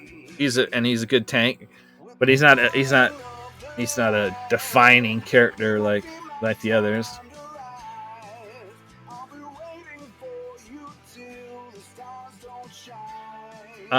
Like Azaka is with her Azaka farming for favor. So that's one option. The second option is I can just move on to Avernus. The content's going to be somewhat harder, but like I said, there's those variants in Avernus where it's like, oh, I can do 5 variants in Avernus and basically max out all my patrons to where I will get these perks. Maybe not down here to tier 9, but maybe all the way to like tier 7 or something. Like all the globals and all that stuff. Just from doing a few variants rather than having to go through the whole game and do a ton of variants. Because the way it works is you get more influence and credits based off what the max area goal is. And, patrons add on top of whatever the variant is, an extra 50, 100, 150, whatever it is, an extra number that you have to go beyond that. And so there's variants in Avernus that have a high area goal you have to get to. And then when you add the variant one on top, you'll get like such and such EO4 favor or EO5 favor for doing a single variant. So it's like, oh, for doing that one variant, it's the same as doing a whole other campaign. Like every variant, patron variant version of every variant, a whole nother campaign. Instead of doing that, I can do one single variant in Avernus. So that's an option, is go to Avernus and start getting the global blessings there, and use also give me an option to maximize my patron influence. Oh, here we go. Let's see if we can beat Valinda last time. I'm going to go ahead and no reason not to go ahead and let's just drop some ultimates on her. Since we're at the last part of it. I feel pretty confident we're going to do this, though. But yeah, so that's another option, is just move on to Avernus and just not worry about Okori and Dragon Heist right now. We can come back and get her later. It'll just be that much easier to do the variants later when we have more perks and blessings, and also more more champions, etc. Better Modron core, all that good stuff. The other option is in Sword Coast. I could do more missions in Sword Coast to get to the next map in Sword Coast, the Ravenloft map, so that I could finish Ravenloft and I can unlock Strahd. Now I need 40 champions. Where am I at? Let me I'm gonna load up Icy Bite real quick.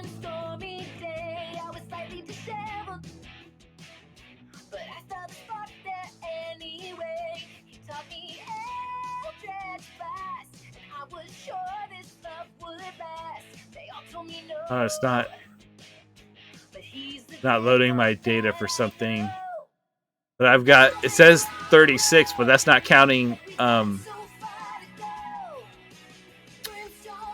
just got Azaka and Dragonbait, right? So that takes me to 38. So I'm only 2 champions away from this. 2 more champions, and I can unlock Strahd.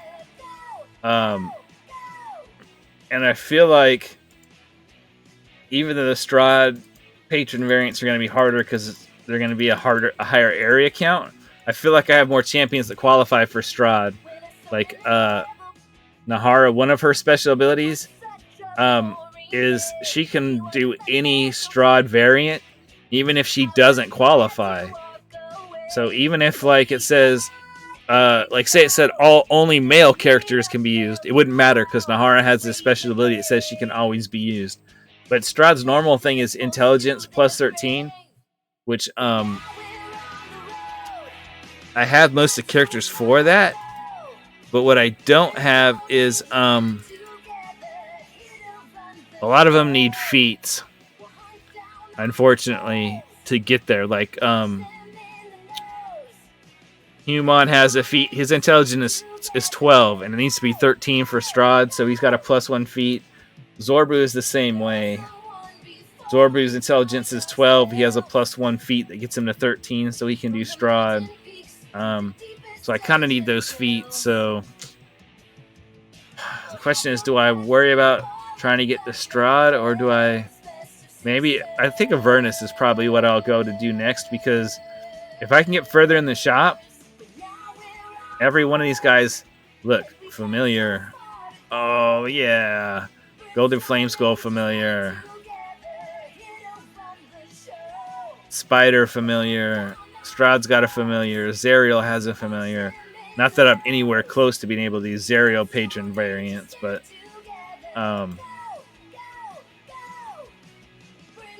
and Zariel, once again, to unlock Zariel, what do I have to do?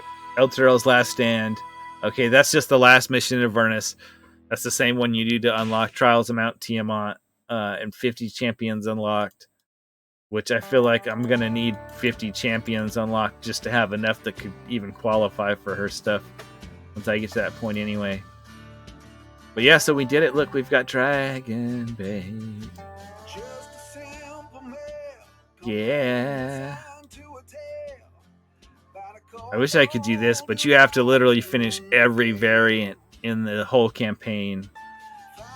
63. All 63. Adventures and variants. I've got 37 completed. But gosh, I really want those 5 Modron chests. Give them to me. But yeah, so I'll probably just wait. Oh, these things will be like, these variants, I don't care what they are. They'll be a walk in the park later. So I think the next thing that I'm going to have to do is going to be this. Move over into Avernus. You know what? Let's just... In fact, I'll go ahead and start this. See how like what kind of favor we can push and all that good stuff.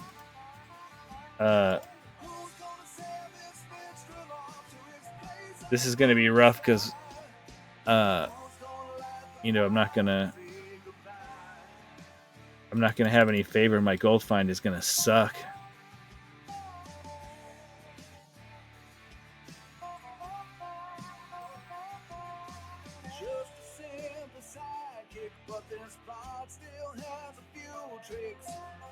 This is gonna be a use Jarlaxle and that's why I switched out Nahara with her speed ability for Spurt, because he's a rogue.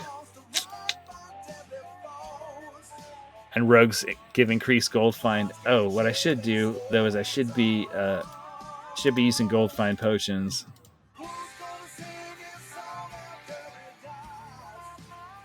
And we're gonna go ahead and drop some speed.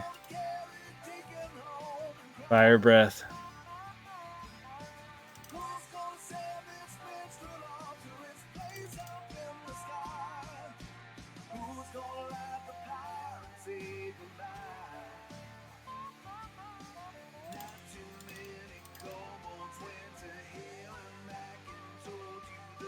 Not sure Brunor is the right one to use here. Maybe I should be using Turiel with this 3-tank formation. I'm definitely going to use Viconia.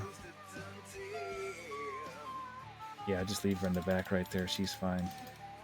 That's gonna increase my Jarlaxle. He's got 3 stacks right now. One for the Drow, Viconia, and then rogue-wise, he's got himself and Spurt, so that's 3.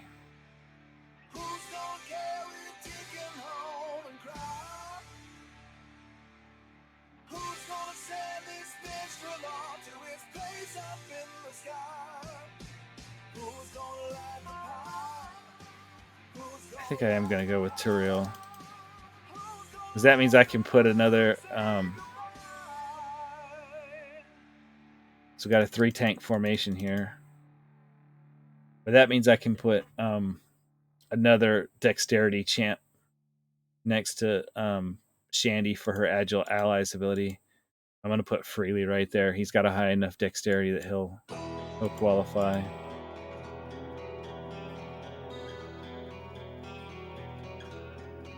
And I'm going to go ahead and put a familiar on Spurt's thing to keep him in spirit form, dead and in spirit form as much as possible. Because his stats go way up when he's in spirit form.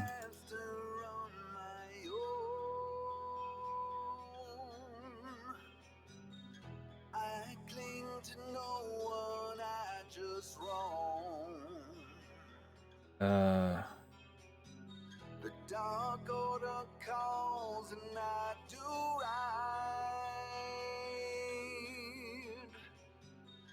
Cut across the ground like a devil's knife. Oh. Legions rise up at my command.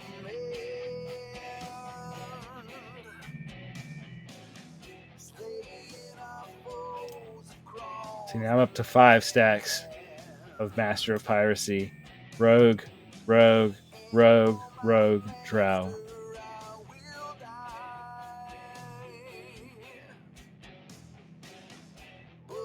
What I need now is a tank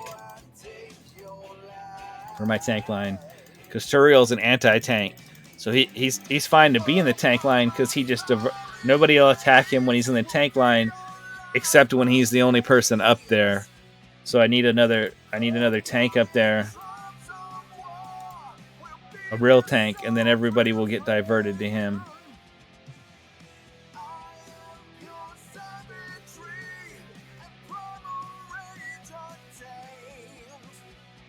Yeah, booster damage based on charisma. Jarlaxle's got a high charisma at 14. Plus 400 for every above that, so that's 1,600 extra damage. Okay, so there we go.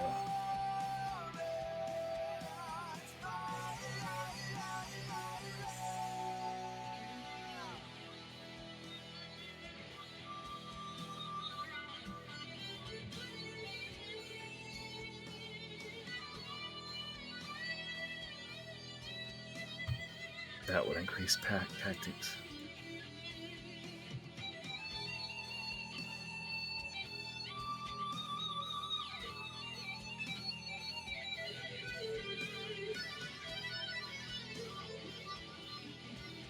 Actually, why didn't I go with Human? I'll go with Human. He's a rogue too. Yeah. And he also counts towards pack tactics for Spurt, or should, right? Yeah, 5. Okay.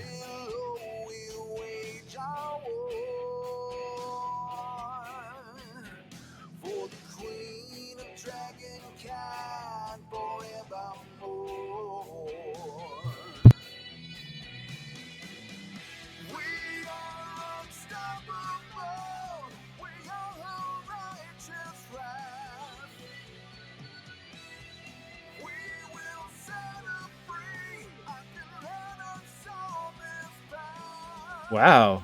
Already up to E19 favor? How the heck did that happen? What? Doesn't even seem that seems like a bug. What the heck? E19 favor, and I'm like at level... I'm not even to level 100 yet? Area 100, I mean? Gosh, that doesn't even seem right. Man, I'm only got an EO5 gold boost. What's going... That's weird. I almost feel like that's a total bug. I mean... So if I look at the blessings... Yeah, they're starting at EO4, EO5, and I'm already at like E19.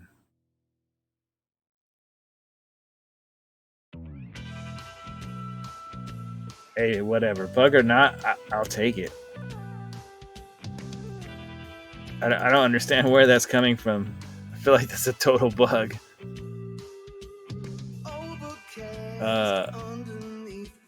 I mean, that means I'll be able to get that one, this one. I'll be able to get the first two globals even.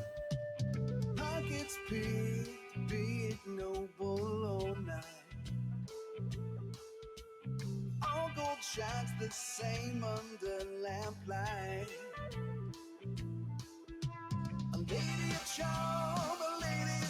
See how far we can push to try to get the gold find up. Is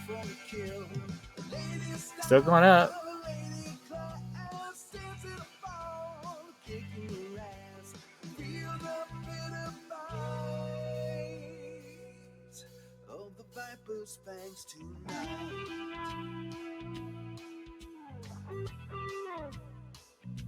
Oops. I'm gonna save this gold find. Did you hear about that theft so brash? So bold and brazen, done with such panache. I heard it was Black Viper on a crime spree. But I'm a little parched, please pass the tea. Wonder if I could try Azaka farming here. Oh, speaking of that, let's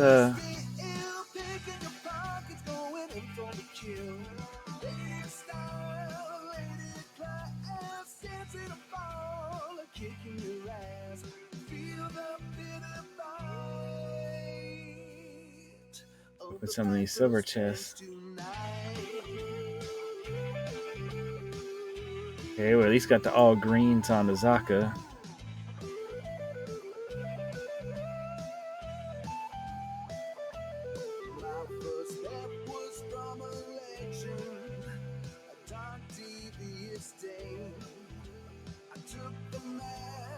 I'm waiting to open the rest of the silvers when we get to the wall because you know the silvers give you gold based off of the area that you're in, so that might help us push or push a little farther, get our favor a little farther. So we'll just let that play out.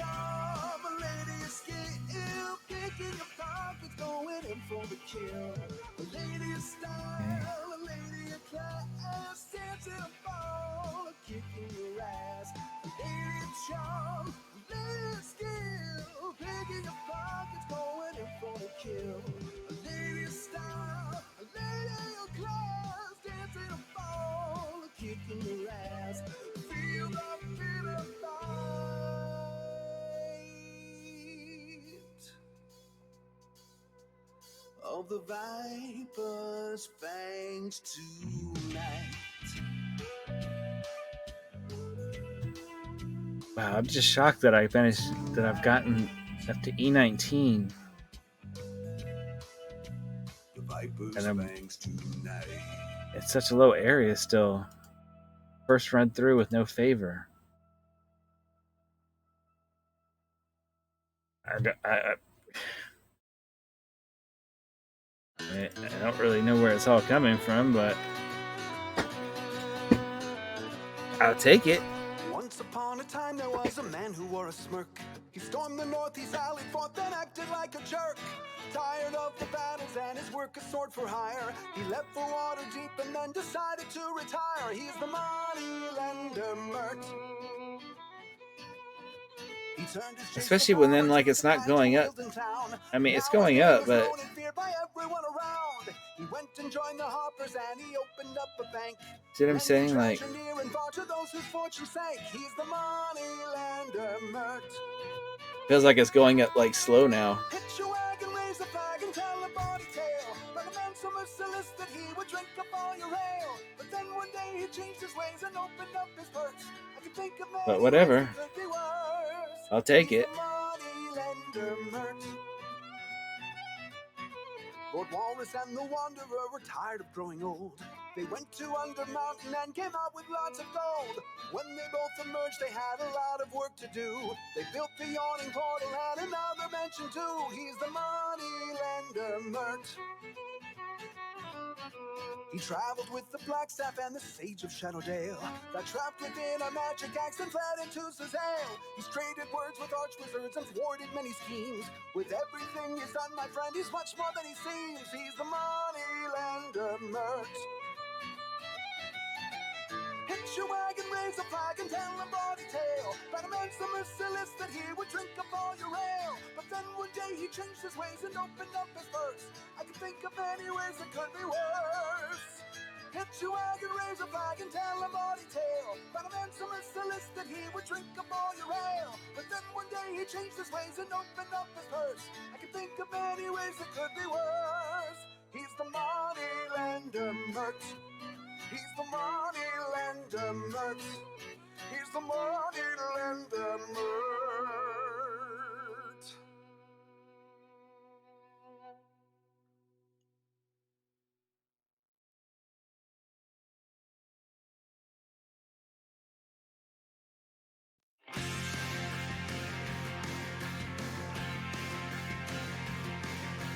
When I look into your 10 bright eyes, I feel a change inside I can't explain.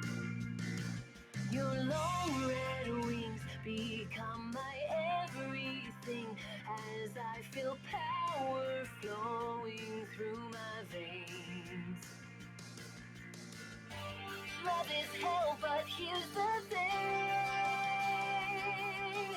You could be my dragon queen, and I could be your paladin. Our love will be evergreen, we're just like fire and gasoline. Your 5D devious minds mesmerize me, but it's your one heart that I adore. Hold me close in your claws, no regrets, and no laws are chromatic. Love will soar. Love in hell makes my heart sing. You could be my dragon queen, and I could be your paladin. Our love will be evergreen, we're just like fire and gasoline. I'm opening my heart up more than I could ever dream or dare.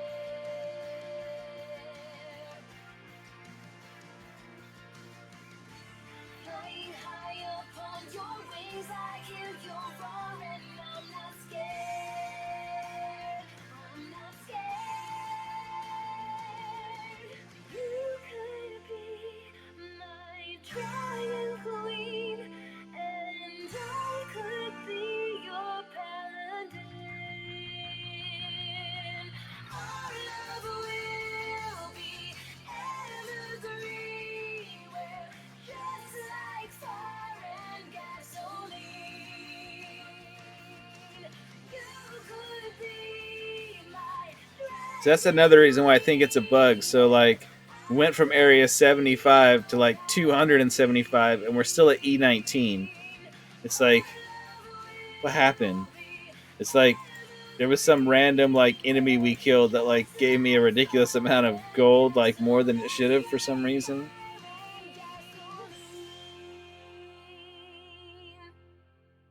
Like I said, I'm not particularly complaining, but had that been normal progression, um, going, when you're at level 75 and then you go up to like 275, there should have been some significant progress along the way.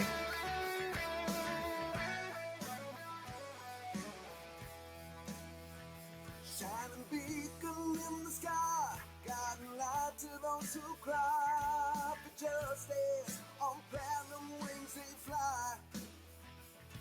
Their stairs upon the shield, a blade of mercy bank will yield unwavering till evildoers yield. It's the Wednesday afternoon, like, update choke out. The platinum dragon flew. Here's the Lord of the North Wind, angel of the seven heavens, king of the dragons. Bahamut will fight injustice. Let's show him that he can trust us.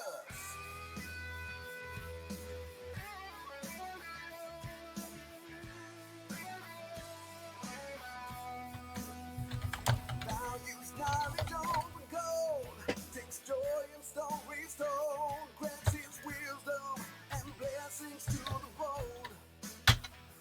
Takes no pleasure in the fight, uses words to make things right. Through the darkness, they carry brilliant light. Raise your hands up to the sky. Like, not even loading the art assets. Seven songbirds with him fly. Plan your wings we shelter all. If you just answer the call. Here's the Lord. Oh, come on. Of the North Wind, angel of the seven heavens, king of the dragons. Bahamut will fight injustice. Let's show him. I might have to close the client and reopen it.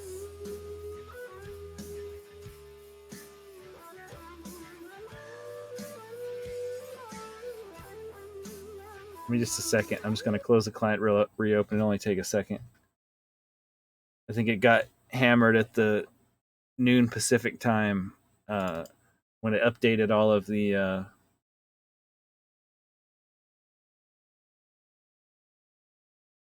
I don't even know. I mean, I know it updated all of the season stuff. It updated that. The week 3 added the week 3 quest to the season.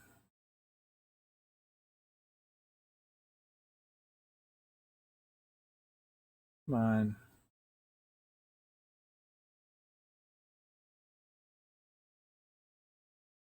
But then this is a content update a week.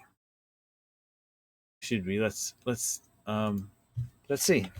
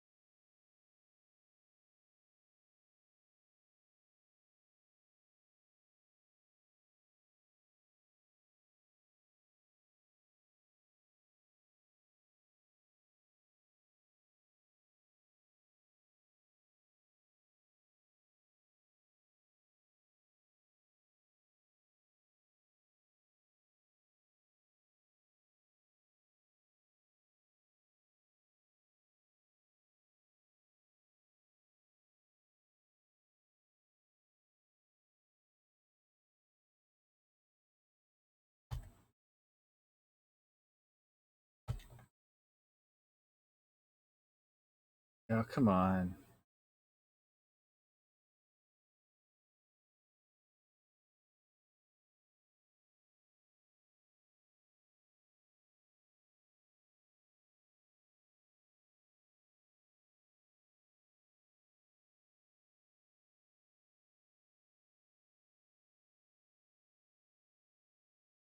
What is going on? What does your Discord server have to say?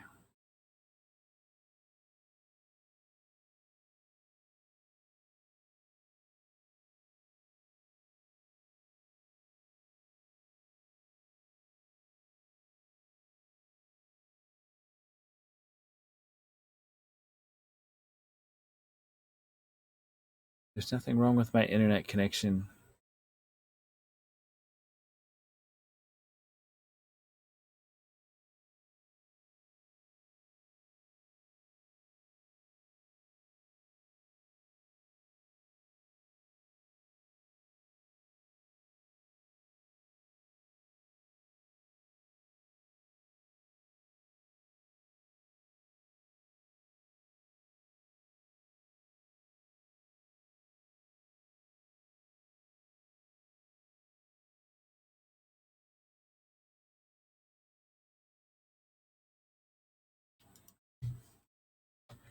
Okay, so support is working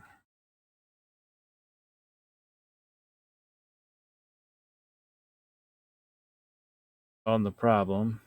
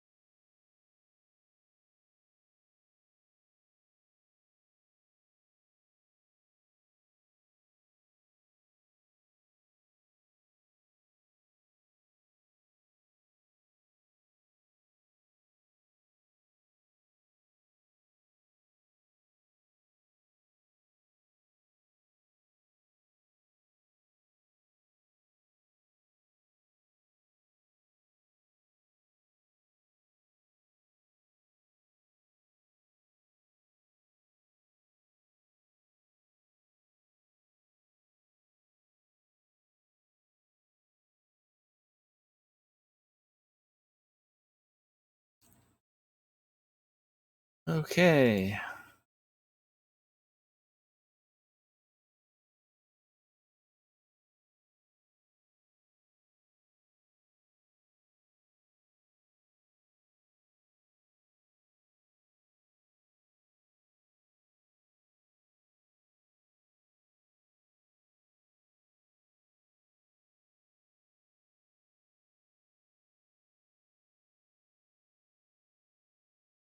Guess we can talk about this for a minute. Red Wizard event starting on the right now, I guess. I guess that's part of the problem. So it says there's going to be red wizards on free play adventures. They will drop corrupted gems. That are going to be like a special currency you can only use during this event, which is going basically just from this Wednesday till next Wednesday when the new regular the regular event starts. The 3 champion event.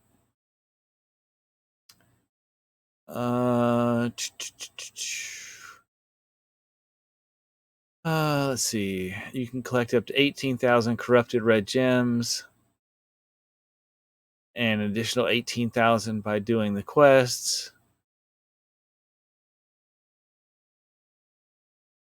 And then if you can get 25,000 if you do the new events that they are releasing, which hello website, the website's not working properly either to show me the new content that just dropped today, which is new variants.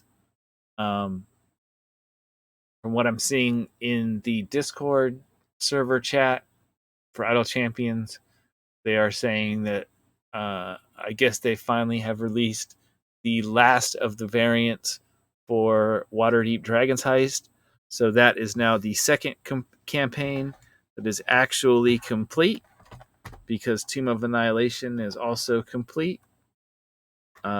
Sword Coast never completes. They're always going to add more missions and things to Sword Coast. So that's kind of like the Evergreen campaign. It's always going to add more stuff. So let's see, what do we get? So there's a new tab in the store. It says you can find red wizards in the free plays and also from multiple adventures in Tomb of Annihilation. So I guess any of the Tomb of Annihilation's campaign free plays and variants that already have red wizards. I guess those red wizards will also give you corrupted gems. So it's not just the new random ones that are loaded in, but also all of the ones that just naturally exist in the game. Let's see, what can we purchase? Okay, golden epic for Miria. Okay, that's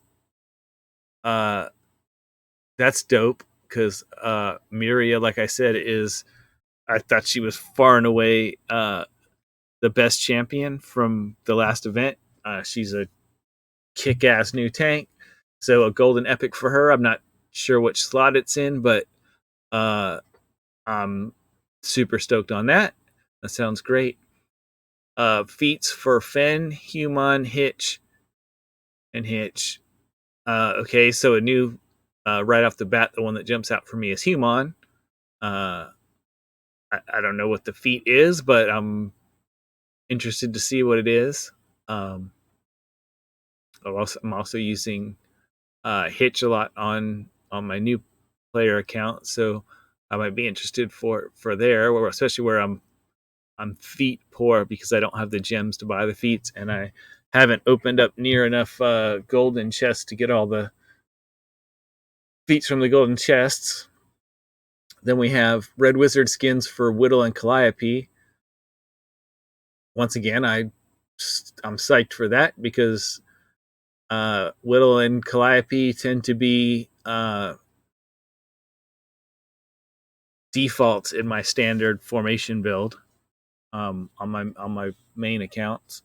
On my new player account, I've been using Viconia more than Calliope, just because I'm potion poor, and Viconia basically acts like a fire breath potion without having to use one. So there's a big advantage to that, and she also synergizes really well with Jarlaxle, because she boosts evil characters like Jarlaxle, and she's a drow, so she boosts his piracy ability for the gold find.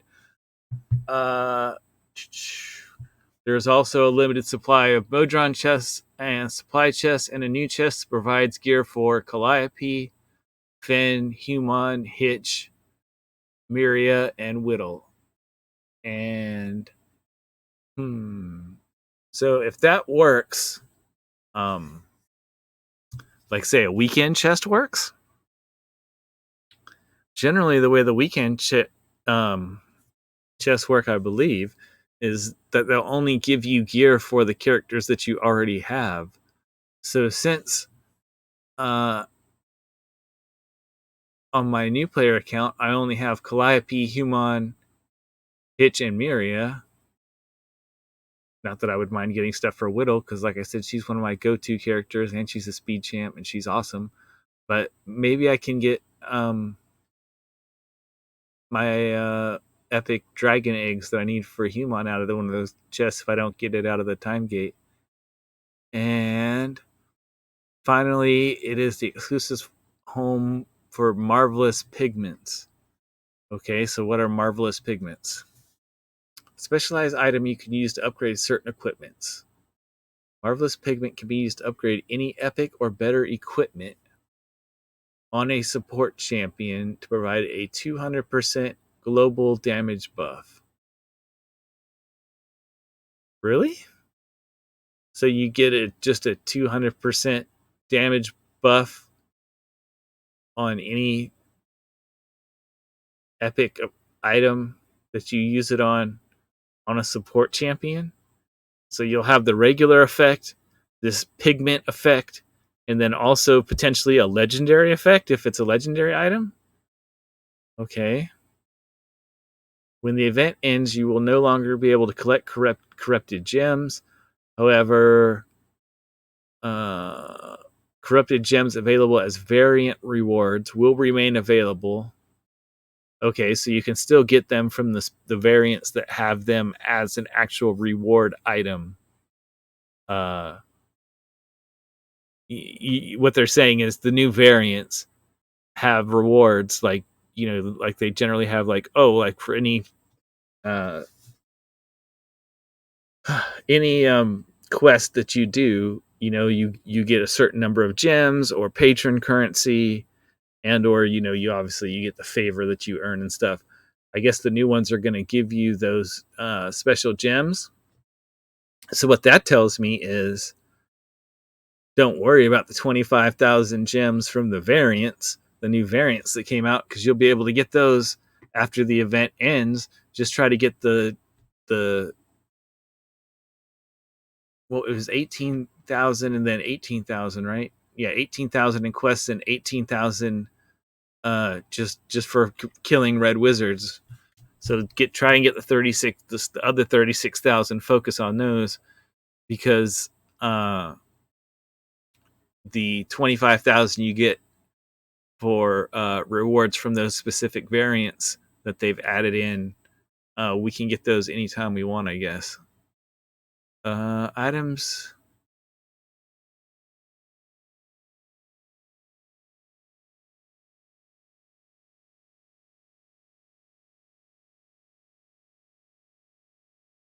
Items added into the gem shop for the emergence event will remain in the shop through the end of the following emergence event. So they're going to do these every like couple of months or something, because it says the next emergence event is supposed to start on the 24th of May. So that's basically like 2 months away, and it says they're going to stay until the end of that. And so if the event runs for a week, that would make it let's just look on the calendar real quick. So if we go to May 24th, okay, so till May 31st, basically, you'll be able to get these things in the gem shop. And then obviously, I guess, new items, I'm sure when the new emergence event starts on the 24th, they'll probably add in the new items. They'll still have the new items from the second event, and then the items from this event will be in there as the previous event ones until this event ends, and then it will just have, for another 2 months, I guess. It'll have the ones from the new event listed in there, and then when the third event starts, it sounds like these are going to be recurring events. These pigments, so I like those. So let's see, this picture's kind of small, and it doesn't let you zoom in, but the golden epic for Miria is like, I can't tell if that's like 23 or 25,000 corrupted gems for the golden epic. Wow. And then the epic feat for Finn, which I'm sure is the same price for all of them, they're 15,000. Okay, so gosh, I'm not sure you're going to be able. Yeah, I don't, because they said they were going to have, let's see, 4 feats at, I think that looks like either 15 or 13,000 a piece. So even if you did get all the ones for the variants, that would just get you the epic for Miria, the golden epic, and then the feats. If you wanted all 4 of them, if they're 15,000 a piece, that's 60,000. So you couldn't even get all of those. And then the skins are 10,000 a piece. So, I mean, I'm just gonna be real with you. I'm gonna just straight up skip those skins. I mean, I'm not gonna spend 20,000 corrupted, gems on those skins, and even the pigments. Now I see that you can buy corrupted gems. Blech. Though, I mean, I guess let's be real here. So if you took off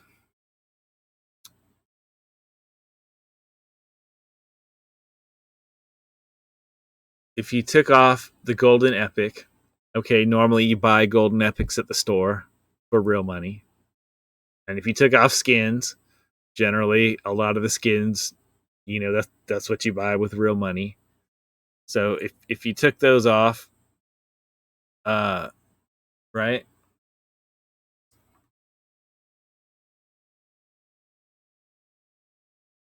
If you took those off, um, then you're just looking at the feats.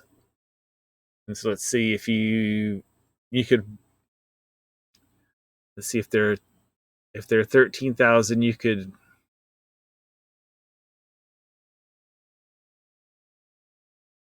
maybe you could get all of the feats. That's assuming you want all the feats. Like these, they might. I don't know. I don't. They don't list what they actually are. Um, so they may not be like super fantastic. Gosh, and I haven't used Fen enough to know if he's really good. If he's one that I would want an extra feat for, but gosh, I really feel like I would definitely want the human and the widow ones, and probably the Calliope and the Hitch ones. I mean, but I guess we'll have to also look and see what they put in the shop for next time, right? Because maybe the stuff that's in there next time, maybe we won't want it as much, and so maybe there'll be more gems available next time. So maybe during the next event, we will be able to pick up the ones that we don't get now.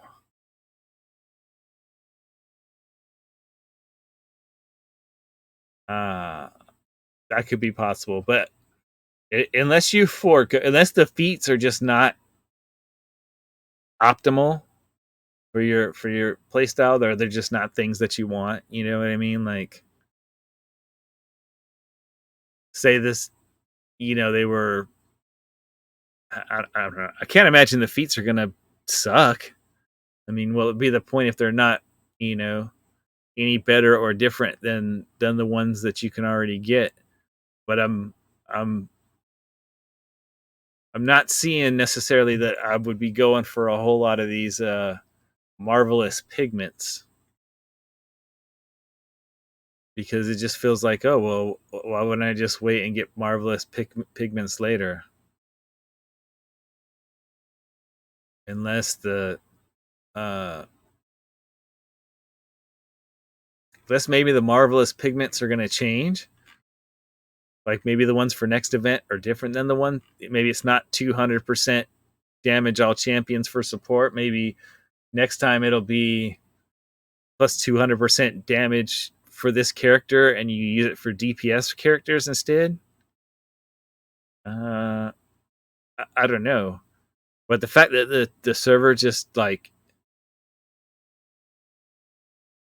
acted crazy and crashed to ate itself, and they just patched it. I think that's where my E19 uh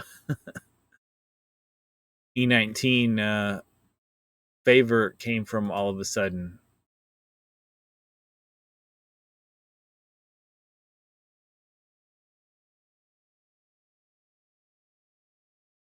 Yeah, I can't even see what the new variants are.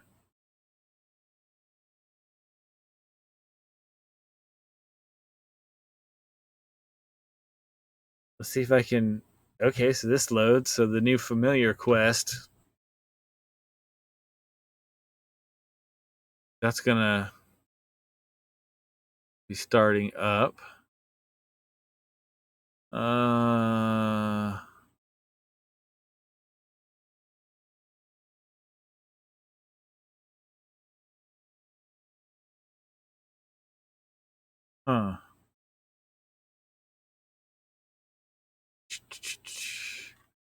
We'll have the familiars from a familiar quest in the store, but they're not really talking about anything else that may be different in game. I don't think familiar quests had a voting system like ICP, like Idle Champions Presents does. But we can. There'll probably at least be some special chest codes or something that'll happen. But yeah, well, I guess I had the wonderful distinction of playing content while that I didn't have all the art assets loaded for. Yet when the server decided to take a big poo during their update, so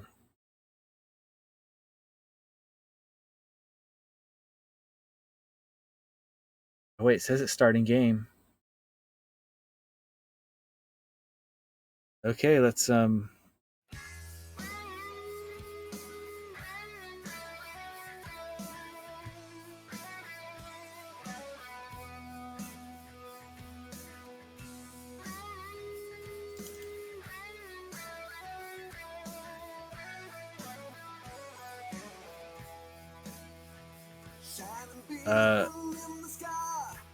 on.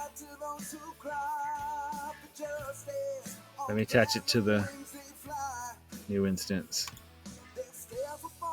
There you go. Okay, we're back in.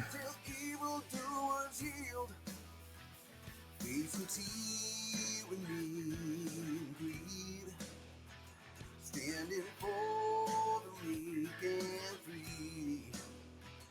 From before the world was new, the platinum dragon flew. Here's the love of the north wind, angel of the seven heavens, king of the dragons. Battle, but we'll fight injustice. Let's show him that he can trust us.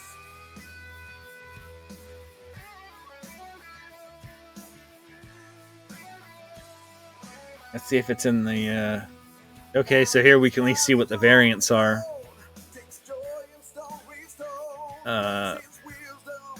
Dragonheight variant 3 for these, and that finishes off Dragon Heist, I guess. They added 2 to Grand Tour, 2 to Dragonheight, 2 to Descent in Avernus, 2 to Icewind Dale, and 2 to Witchlight. But the Dragonheight ones, I guess, finish it out. And I can't look and see what they are because I'm in. Well, I guess I could.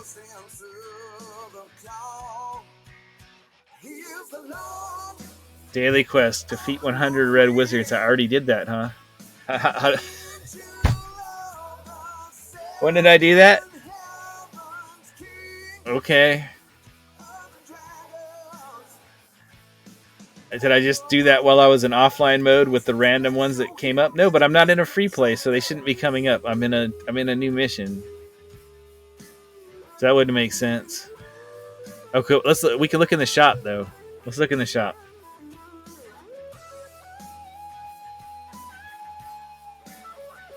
Okay, this is gems, but I don't see the.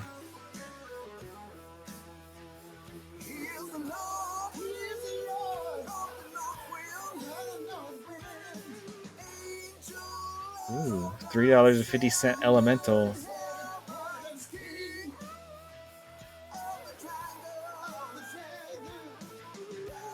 That's cool.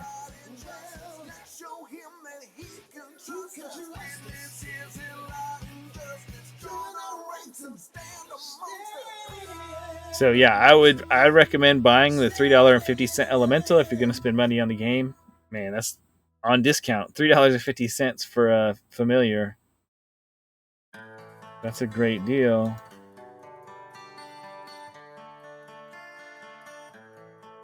What I'm not seeing there though is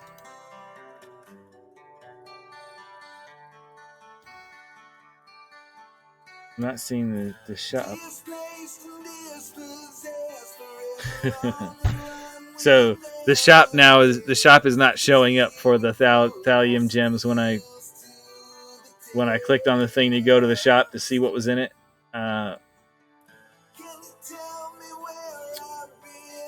It didn't show up. All right, let's see.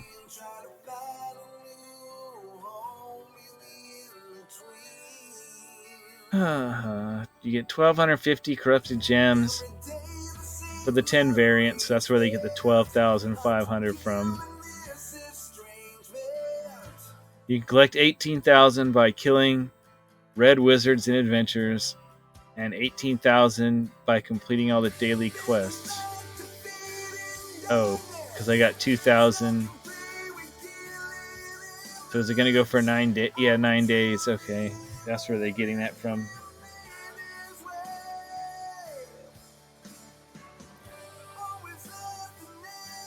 Yeah. You know what? They probably had to pull the shop to get the server to work again.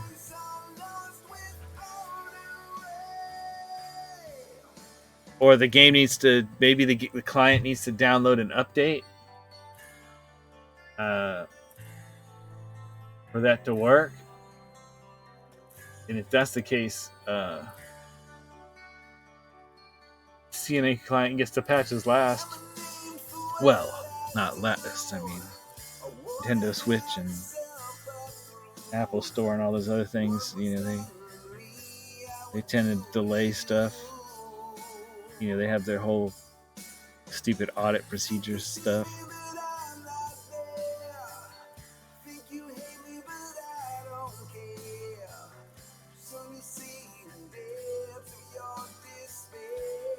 Okay. I feel like I'm practically at my wall now. I mean, I'm gonna push a little. I'm able to push a little further, but I'm almost to the end of my rope. You see, I've gone up like. See, I shouldn't have been at E19. At most, I should have been at maybe E18 something, because my I went from like 5.3 or something, E19 to 5.6. So that means that part went up, but the rest of it didn't. So let's pile on the server while we're at it. Let's open some chests. Okay, I got a shiny for a hitch.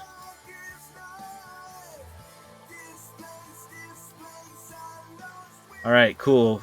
Blues for Azaka and Dragonbait.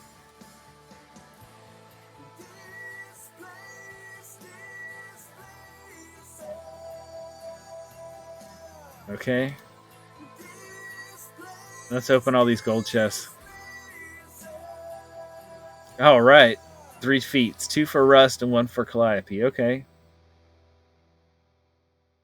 Okay, and I got an epic for Naeli and an epic for Azaka. Okay. So Azaka's all blue with 1 epic.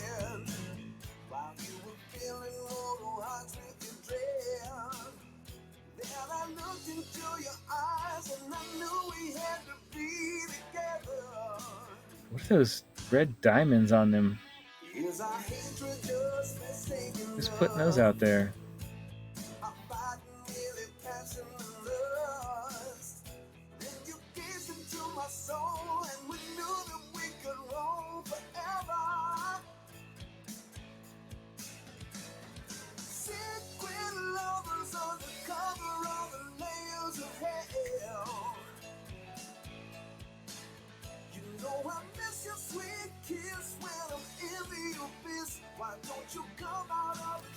Oh, fell.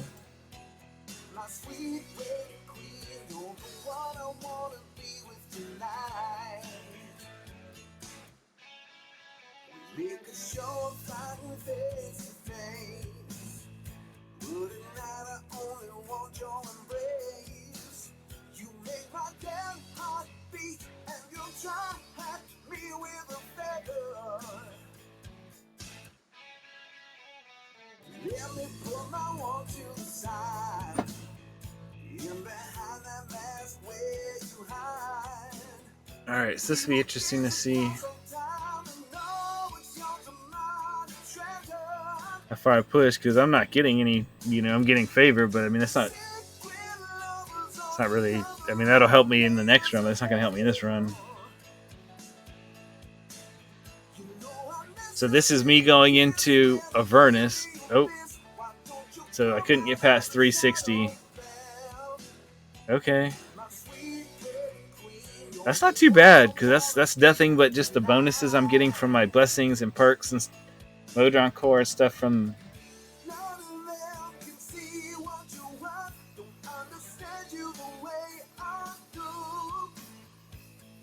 Oh, I wanted to see. I don't know if I'll be able to see the. Okay, there's the new one, and then the other one I think will be down here, which I haven't done yet, so I won't get to see it. So, because that one gives you 1250. Must have completed 72 variant adventures and variants to unlock. I wanted to see what the last one. I wanted to see if it gives you. Yeah, because all these other ones, they should all have 3. Yeah, that was the last one. That's when it ends, when you have 3 variants for each one. Let's. I'm just gonna do this real quick because I want to see.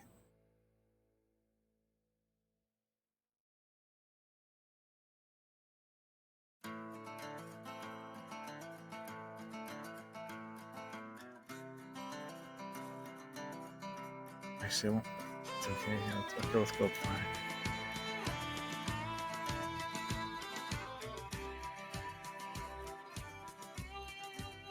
I grew up underneath mountain slopes so tall. Never thought that one mistake could take away it all. I live a ranger's life, but never heard the call. I will avenge my family until the day I fall.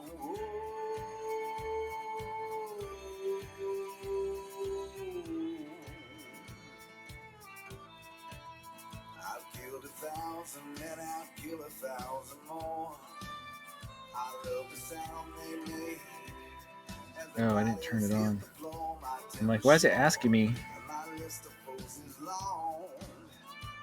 on the specializations? Because I didn't have the thing turned on. All right, I want to do this so I can see if doing the final variant, the one you have to do complete every other mission in the whole campaign to do, is like the one in Tomb of Annihilation. If it gives you, I mean that one gives you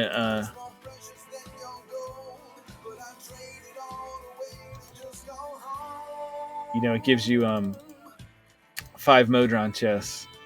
I wonder if this one gives you 5 Modron chests or anything else. This is only the second campaign that's ever been complete, so this is history here, history in the making.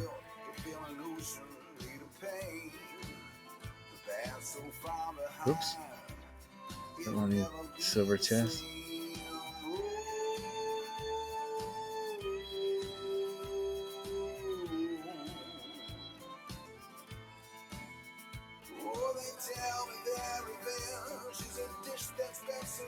Okay, large blacksmith contract.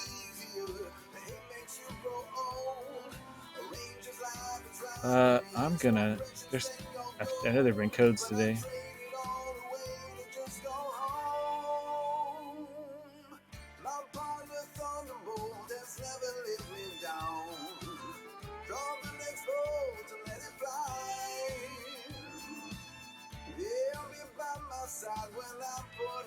We got codes I haven't put in, so let's go ahead and get the electrums too.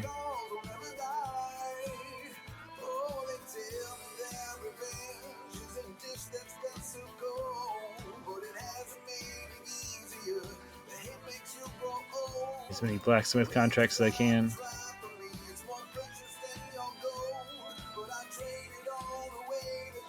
So we don't know about the new champion for next Wednesday's event yet.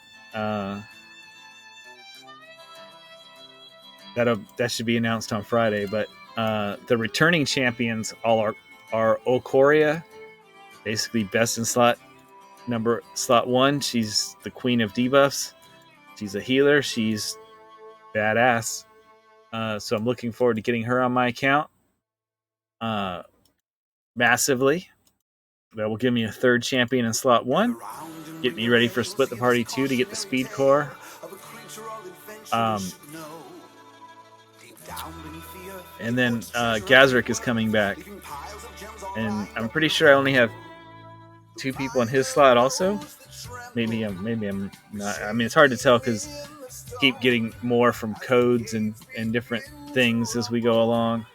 I need to do a look back through and see who I've missing a 3rd champion in for the next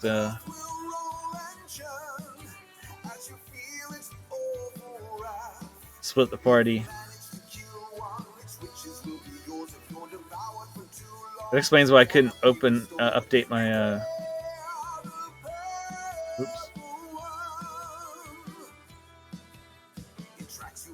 why I couldn't update my IC Bike Glow because the server was messed up. Oh, I still can't do it.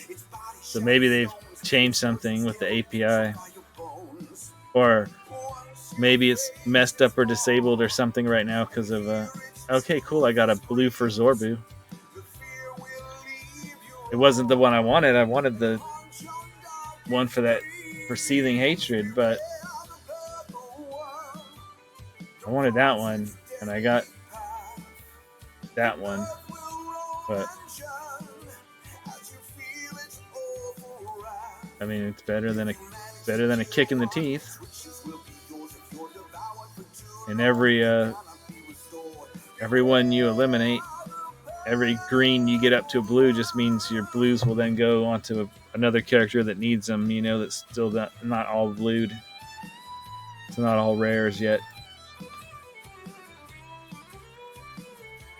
Okay, let's see. Look at the average item levels.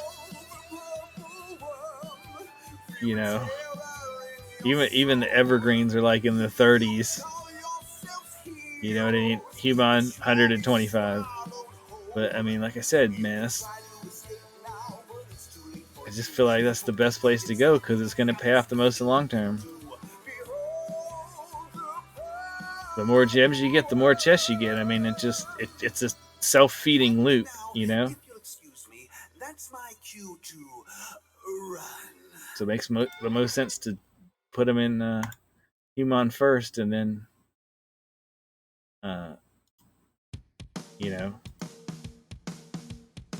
once he's got to where he's, you know, his speed effect is just plowing through the gem farming, means you'll get those others that much faster. Let's go ahead and we're doing this on stream. I don't want to be here all day.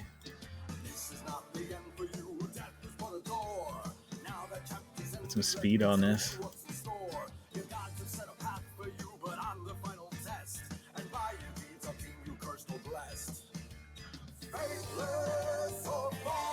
And this is going to be the last thing I do on this stream here.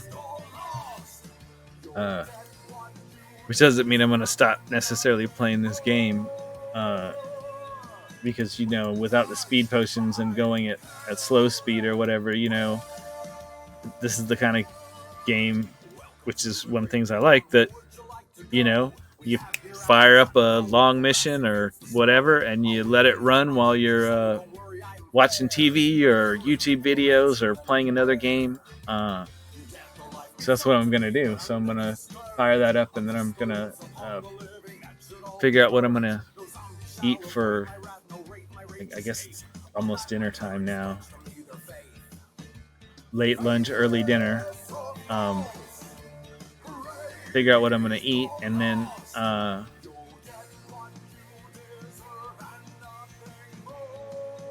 gosh, I already got another gold chest worth of gems, huh? Oh, that's from all the Electrum. Electrum chest gave me gems. Yeah. Like, how did I get that many gems so fast? Okay, Arkan. I'm not really using Arkan right now, but I don't use them much at all, but it's just one more Evergreen with a purple slot filled up, which means that the next ones will go to somebody else that care about more, so it's never really that big a loss when one drops on the wrong person. They're not that rare. You know what I mean? The Evergreens are going to be all purple in no time from the gold chests. That's the other thing. So as I'm getting all those blacksmith contracts to drop on Hemon, you know, and it's like, okay, if I wasn't putting them on Hemon, yeah, there's other event champions I'd want to put them on, like particularly Zorbu. But I mean, his biggest ability right now is the green item. So yeah, you don't lose the item levels, but the boost I'm going to get on a green item versus a purple item is like, you know, what, 400% less? You know what I mean? I'll get 400 times more boost on him when his item level is higher, or his item rarity is higher. You're not eating my guy. Bomb, you fool. So I mean, green. I mean, if it was at least blue, it would be worth it. But the item that I really need the item levels on to really boost his damage potential up the most significantly is green. It's still just an uncommon. So until it's at least a rare, it feels more like a waste. I mean, at least Humon's rock pile, while not the purple dragon eggs one yet, at least it's rare and it's shiny. So it's rare and it's got a 50% boost on top of that. That's more valuable, you know what I mean? Like, if this was green and it wasn't shiny, it would be like, you know what, like 100% boost or 80% boost or something instead of 330% boost. So, you know, with it being a blue shiny, it's good enough to start putting it on.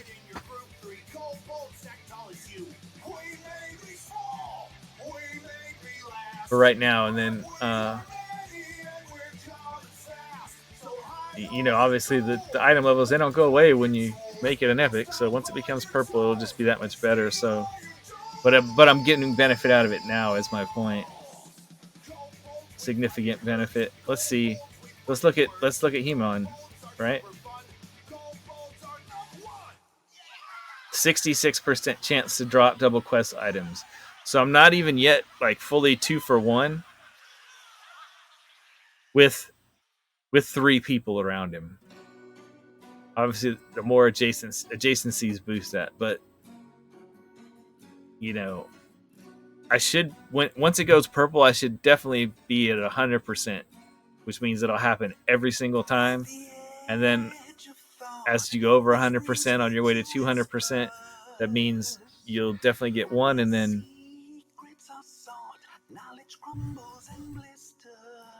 I value gems for gold chests versus another familiar. It just depends. You have to kind of go back and forth, but I'm at the point now, like I did get the 30,000 familiar because I had the gems piling up while I sort of, the game was on autopilot. So when you're asking how I value them, the next one is 50,000 gems. Okay, I am not going to spend 50,000 gems. You know what I mean? When instead I could buy gold chests. So I'm not going to get the 50,000 gem familiar until I start earning gems at a much more drastic pace.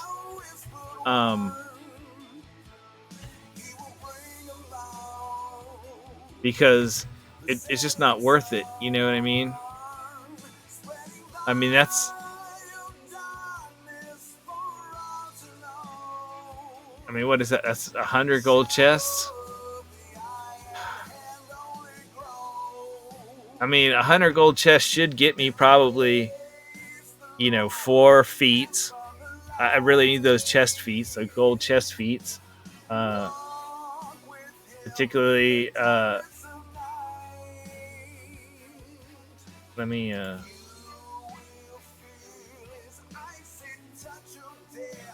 not reset switch.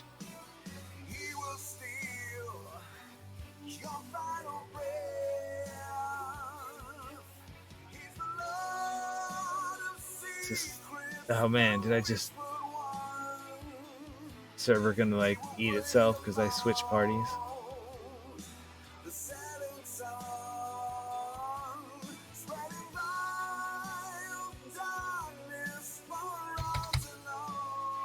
Oh, I can just escape that. Okay, I was gonna switch to Zorba on Luke, but I'm pretty sure that intelligence plus 1 feat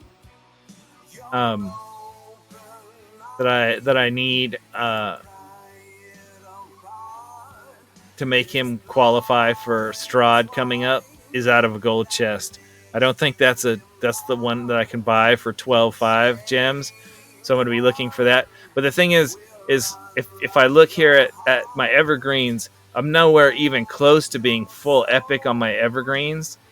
And so 100 chests, that's at least 10 more epics for my Evergreens. So yeah, 100,001 versus gold chests. I mean, you early on, if you're not spending any real money to buy familiars, that's another big factor. Are you spending any money to buy gold like familiars? Because if you're willing to buy cheap familiars, there's one for $3.50 right now. Right, this one's $5.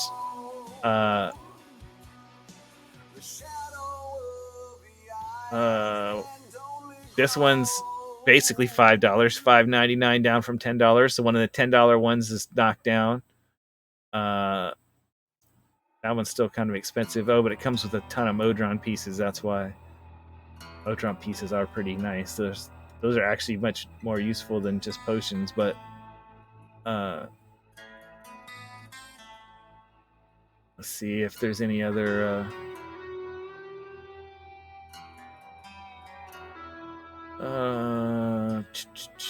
Okay, there's another $5 familiar.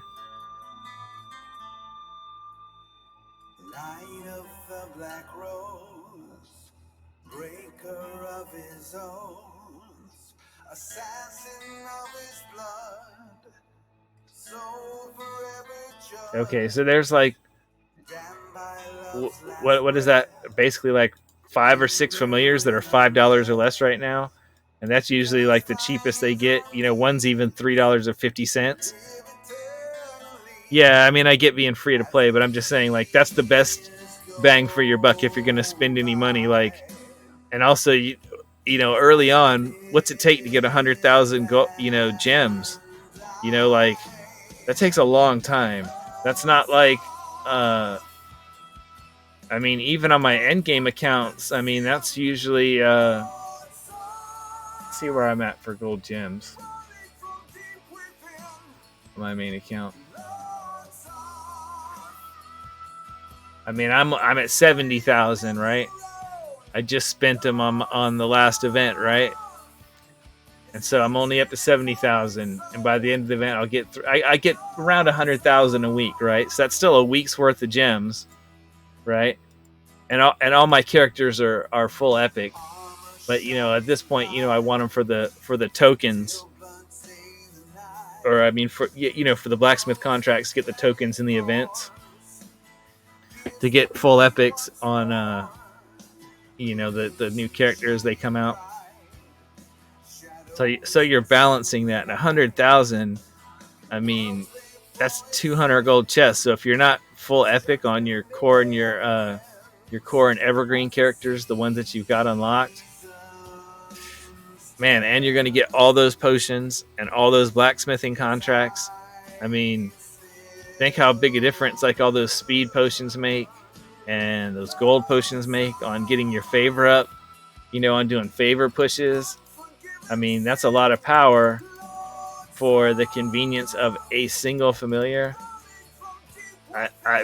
Man, 100,000. Like I don't even. Now on my other accounts, I've spent some money like on familiars, but let me see. Like, let me look and see. Do if I see? Like, I don't even have the Raven, the 100,000, the 150, the 200,000 gem familiar. Even on my main account, my biggest account, I don't have it. Let me look on my other account, my Epic Games account. Let's see where I stopped on. Gosh, I don't have the baby tiger. Oh, buy the baby tiger. I've got enough familiars that I don't need any familiars really, but for 1,000 I'll buy it. Yeah, I don't even have the 100,000, the 150, or the 200,000s.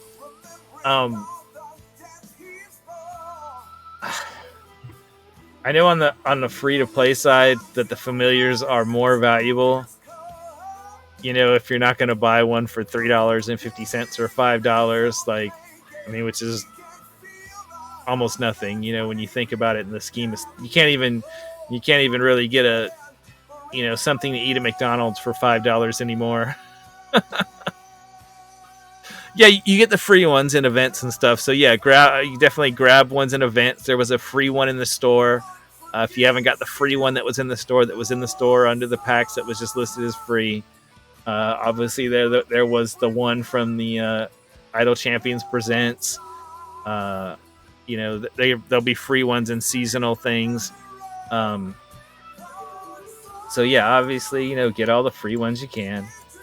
And I've got all the free ones on my other accounts too. That's why I've got so many. So it's like, unless I'm gonna actually literally run multiple parties simultaneously, I've got more than I would ever need to run a single party. I've got enough. I could put one on every single thing on the screen. I could put a familiar on.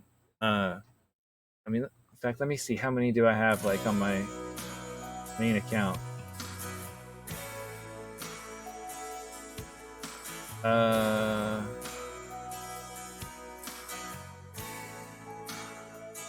Oh, it shows you at the loading thing, right? 36. I've got 36 familiars. You know what I mean? On my main account. That's what I'm saying. Like, I'm not even buying like the $5 ones and stuff. You know what I mean? Like, yeah, no more $5 footlongs. That's what I mean. They're pretty cheap. They like the cheap $5 ones. They haven't even like gone up with inflation.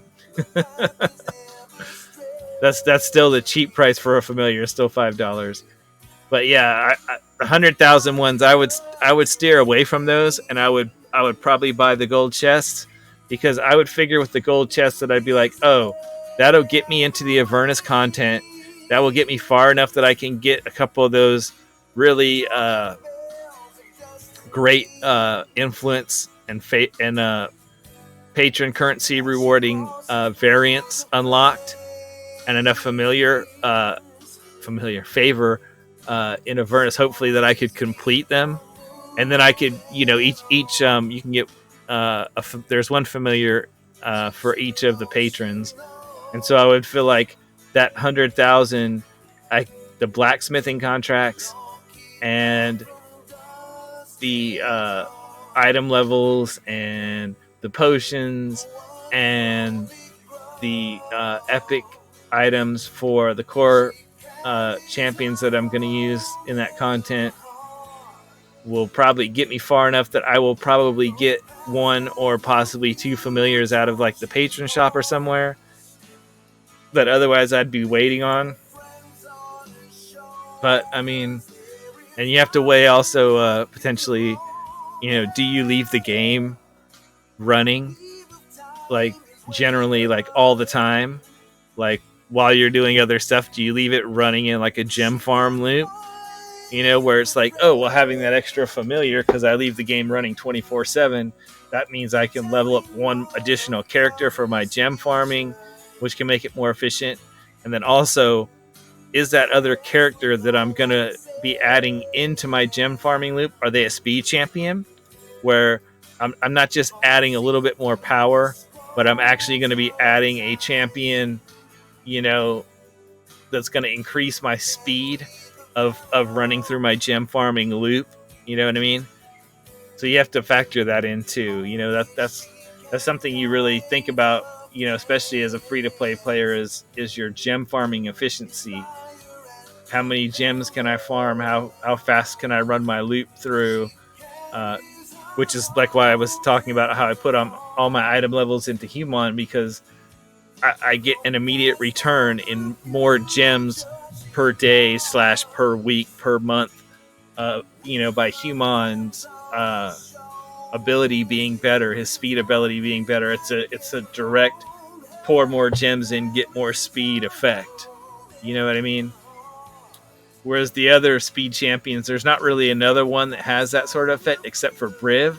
And Briv, you have to build up his steel bone stacks on a mission beforehand, and then they get converted into hay stacks for the next run.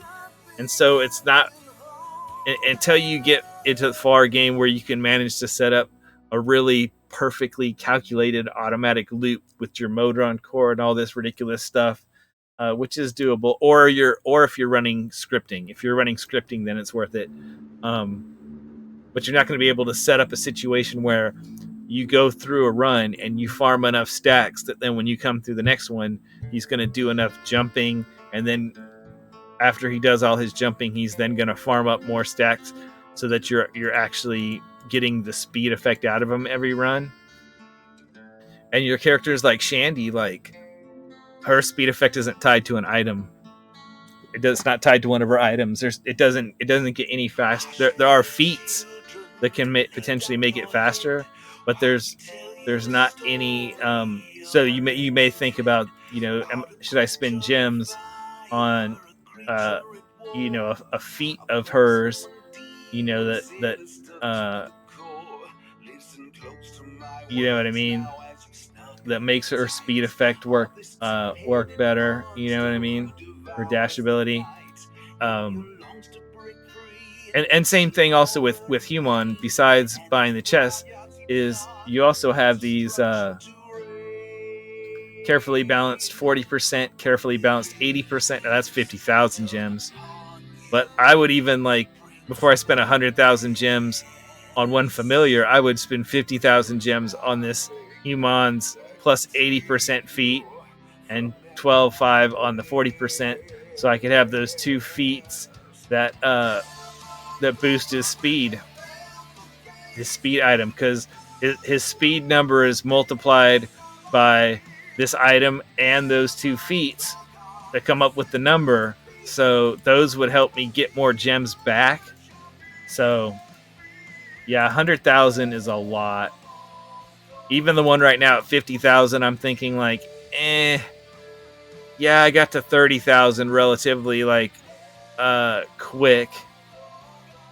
Of the game just running, since I don't know when I did my last stream of Idle Champions, a week ago or a couple weeks or whatever, however long it's been, because I know I've streamed Diablo 4 and stuff lately, the betas, but yeah, so you have to factor that in. Yeah, but the 100,000 one, man, that's a hard pill to swallow. There's other things I'd rather spend my gems on. I mean, chests. I mean, you just think of like, oh, well, I mean, especially like, okay, so look, in the next event, we have Orkira in the next event. I mean, so if you spend it on gold chests, you're going to have a lot more blacksmithing contracts. That means you're going to be able to do more chest runs for Orkira. That doesn't even take into account who the new champion is, or Gosrick, who's also pretty good. Not as good as Akira. Akira is super OP, but we've got Orkira. It's going to be Orkira's last year in the event. She's a super OP champion, and now will be your chance, other than time gates, to get a ton of good gear on her. She can, you know, she might push you by herself. She might be able to push you another 50 plus areas on a map. That's a lot more content you're going to be able to complete that you couldn't complete otherwise. I mean, that's going to be a lot of payoff, you know? So I would be strongly considering that for the next event, and that's also why you see like I've got some of these are actually even left over from the last event that I just didn't spend in the last event because while Miria was awesome, I don't remember who else was in the last. Alindra was in it. She's okay, but she like boosts all the heroes of the plains. But she's in this slot where right now I just have Ashara, but where normally I mean Kroll's going to be in there. I mean like there's a lot of good characters in that slot, and I don't have enough of the heroes. I don't have Averin yet. I mean I don't have Orkira. I don't have enough of the heroes of the plains characters that putting her in to buff the heroes of the plains characters' abilities is super important yet. And then who was the other character? Was it Desmond? I don't remember now. I guess I can look in the event thing. Okay, let's see. It was Tatiana. Yeah, she's okay. Tatiana's okay, but she's in a slot with like Human and Hitch and other people. I mean, she's a good tank. It's nice to have a tank in that slot. Right now, she's the only tank I have in that slot, but she's not my favorite tank. She's okay. I'll use her. I mean, I have used her in variants and things already, you know, where I didn't have my other choices, but I mean, why am I doing that? Given the chance to use Nova, you know what I mean? Tyrell, Havilar. Tyrell's not great with Jarlaxle because Tyrell boosts good characters, but Zorbu's a good character. So my best DPS is going to pair great with Tyrell. And then the Zaps I don't have yet, but the Zaps, he has Fury of the Small. He massively boosts my character. Oh, I've got Briv. I mean, Briv is a killer tank. I mean, you just only need so many tanks, you know. So Tatiana, I just tend to use more in variants and things. Yeah, the feats, especially now that they have potentially 4 feat slots. You know, when you get them to a high enough level. I mean, even on Human, look, I've already got them up to 3. I've got several characters right now where I'm borked. Like, look at Freely, right? So I've got a 3rd slot unlocked. I only have 2 feats. I only have the 2 feats I started with because 12,005 for a feat is a lot of gems at this point in the game, and I haven't gotten his gold chest feats. So I have slots I can't even put feats in yet because I don't have any feats for extra feats for those characters yet. And he's not the only one. I have several of them like that. But it's fine. I mean, I will get feats. And once again, that's one more reason to open gold chests because I want to get those gold chest feats. Some of the best feats are in the gold chests. Case in point, the Intelligence 13 feat. I think that's where the one is for Human, right? Oh no, Humans I can just buy. Okay, that's not so bad. For Strahd, so I can use Human and Strahd. That's going to be important. But Zorbu's, I know Zorbu's is in a chest, right?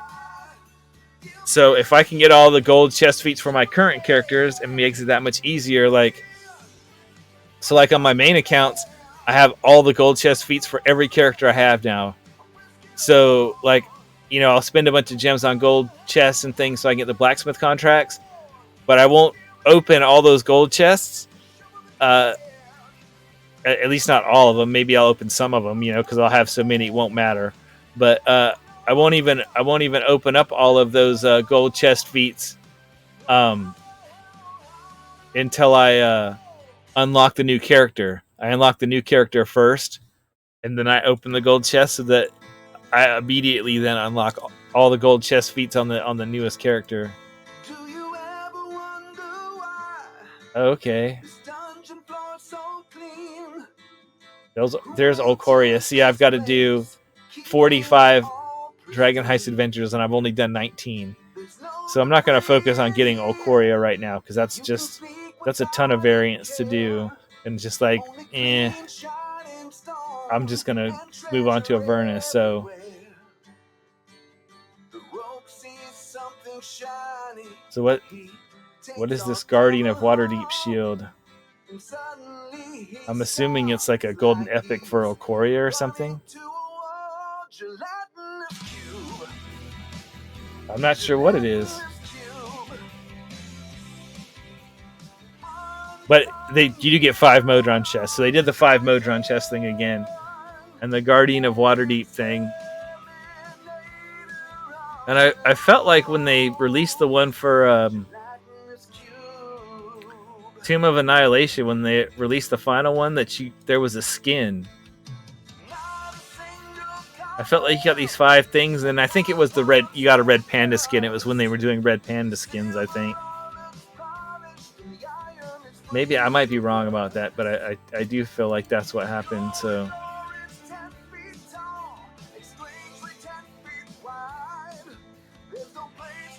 but yeah. So yeah, I would and also, like I would time gate piece wise. I mean, yeah. Are there other champions I want to unlock right now? Sure. Why the hell did that do that? It's like bugging out. Oh, it switched to my party? What the hell? Oh no, somehow I switched parties here. That's weird. I started the mission and it just switched my party when I started it. To find a death so slow as you're sinking into its hungry depths. Hold on a second. I stuck all the stupid familiars on the. Your body is engulfed. Stupid familiar. I put the familiars on the field over here because it switched my party and I just threw them out. Its acid eats away at you, dissolving you over time. Okay. So I'm doing this.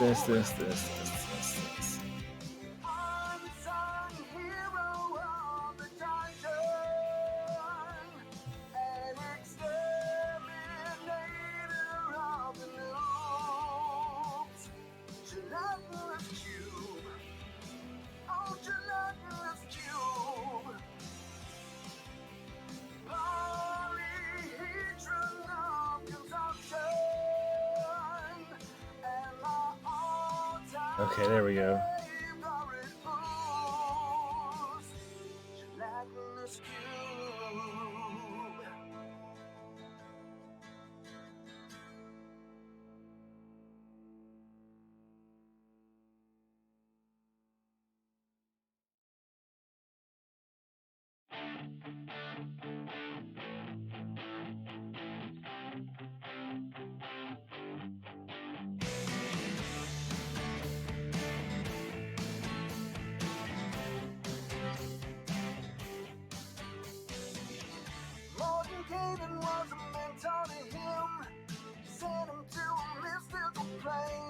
Okay.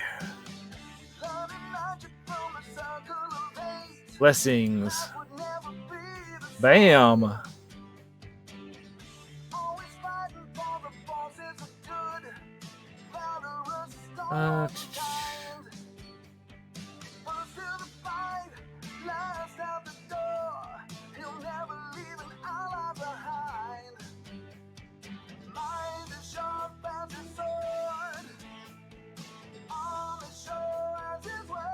Increase the damage of evil champions. Okay. Well, that applies to Jarlaxle, doesn't it? Wow.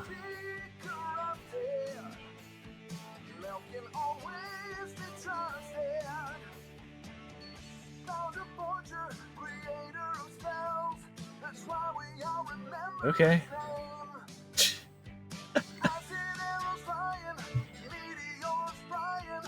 Well, I guess getting kicked out of the game for a second wasn't so bad to get like E19 health on a run where I shouldn't have got that much, or a favor where on a run where I shouldn't have even got that much.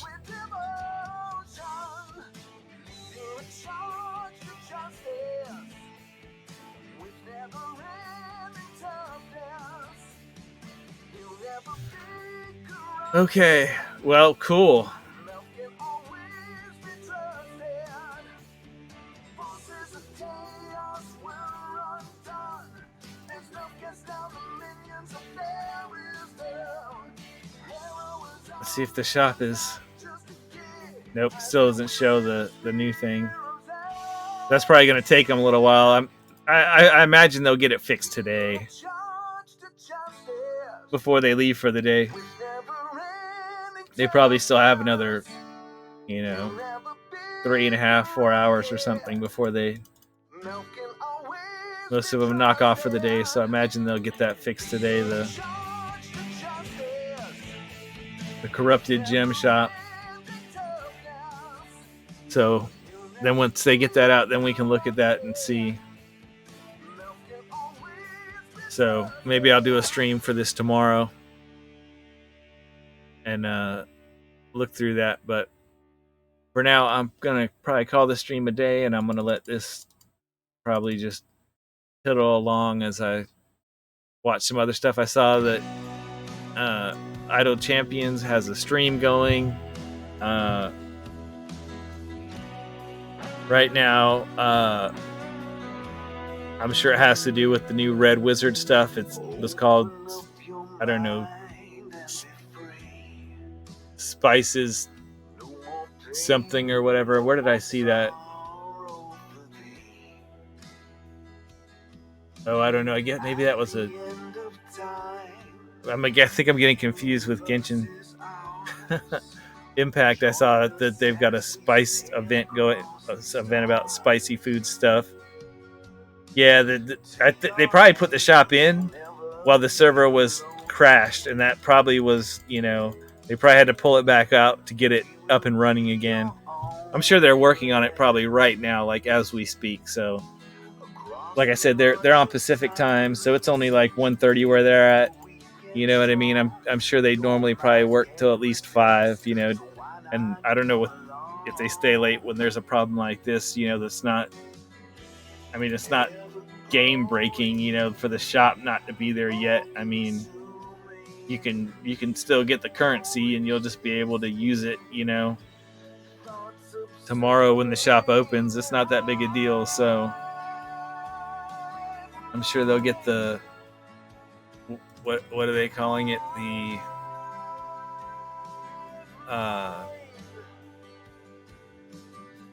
what are they calling it? The Thayan Enclave. That's what it's called. The new shop. So I'm sure they'll get it up here soon. But yeah. So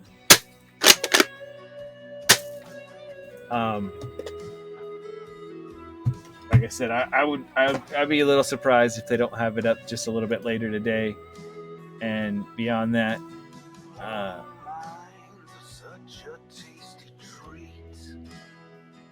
I would, think sometime tomorrow at the very latest if they don't have it up today. So I'm sure it won't be any time at all. But yeah, I'm gonna go ahead and call this stream and go get something to eat. And I am going to rage all over to seasoning with Sean. And here we go.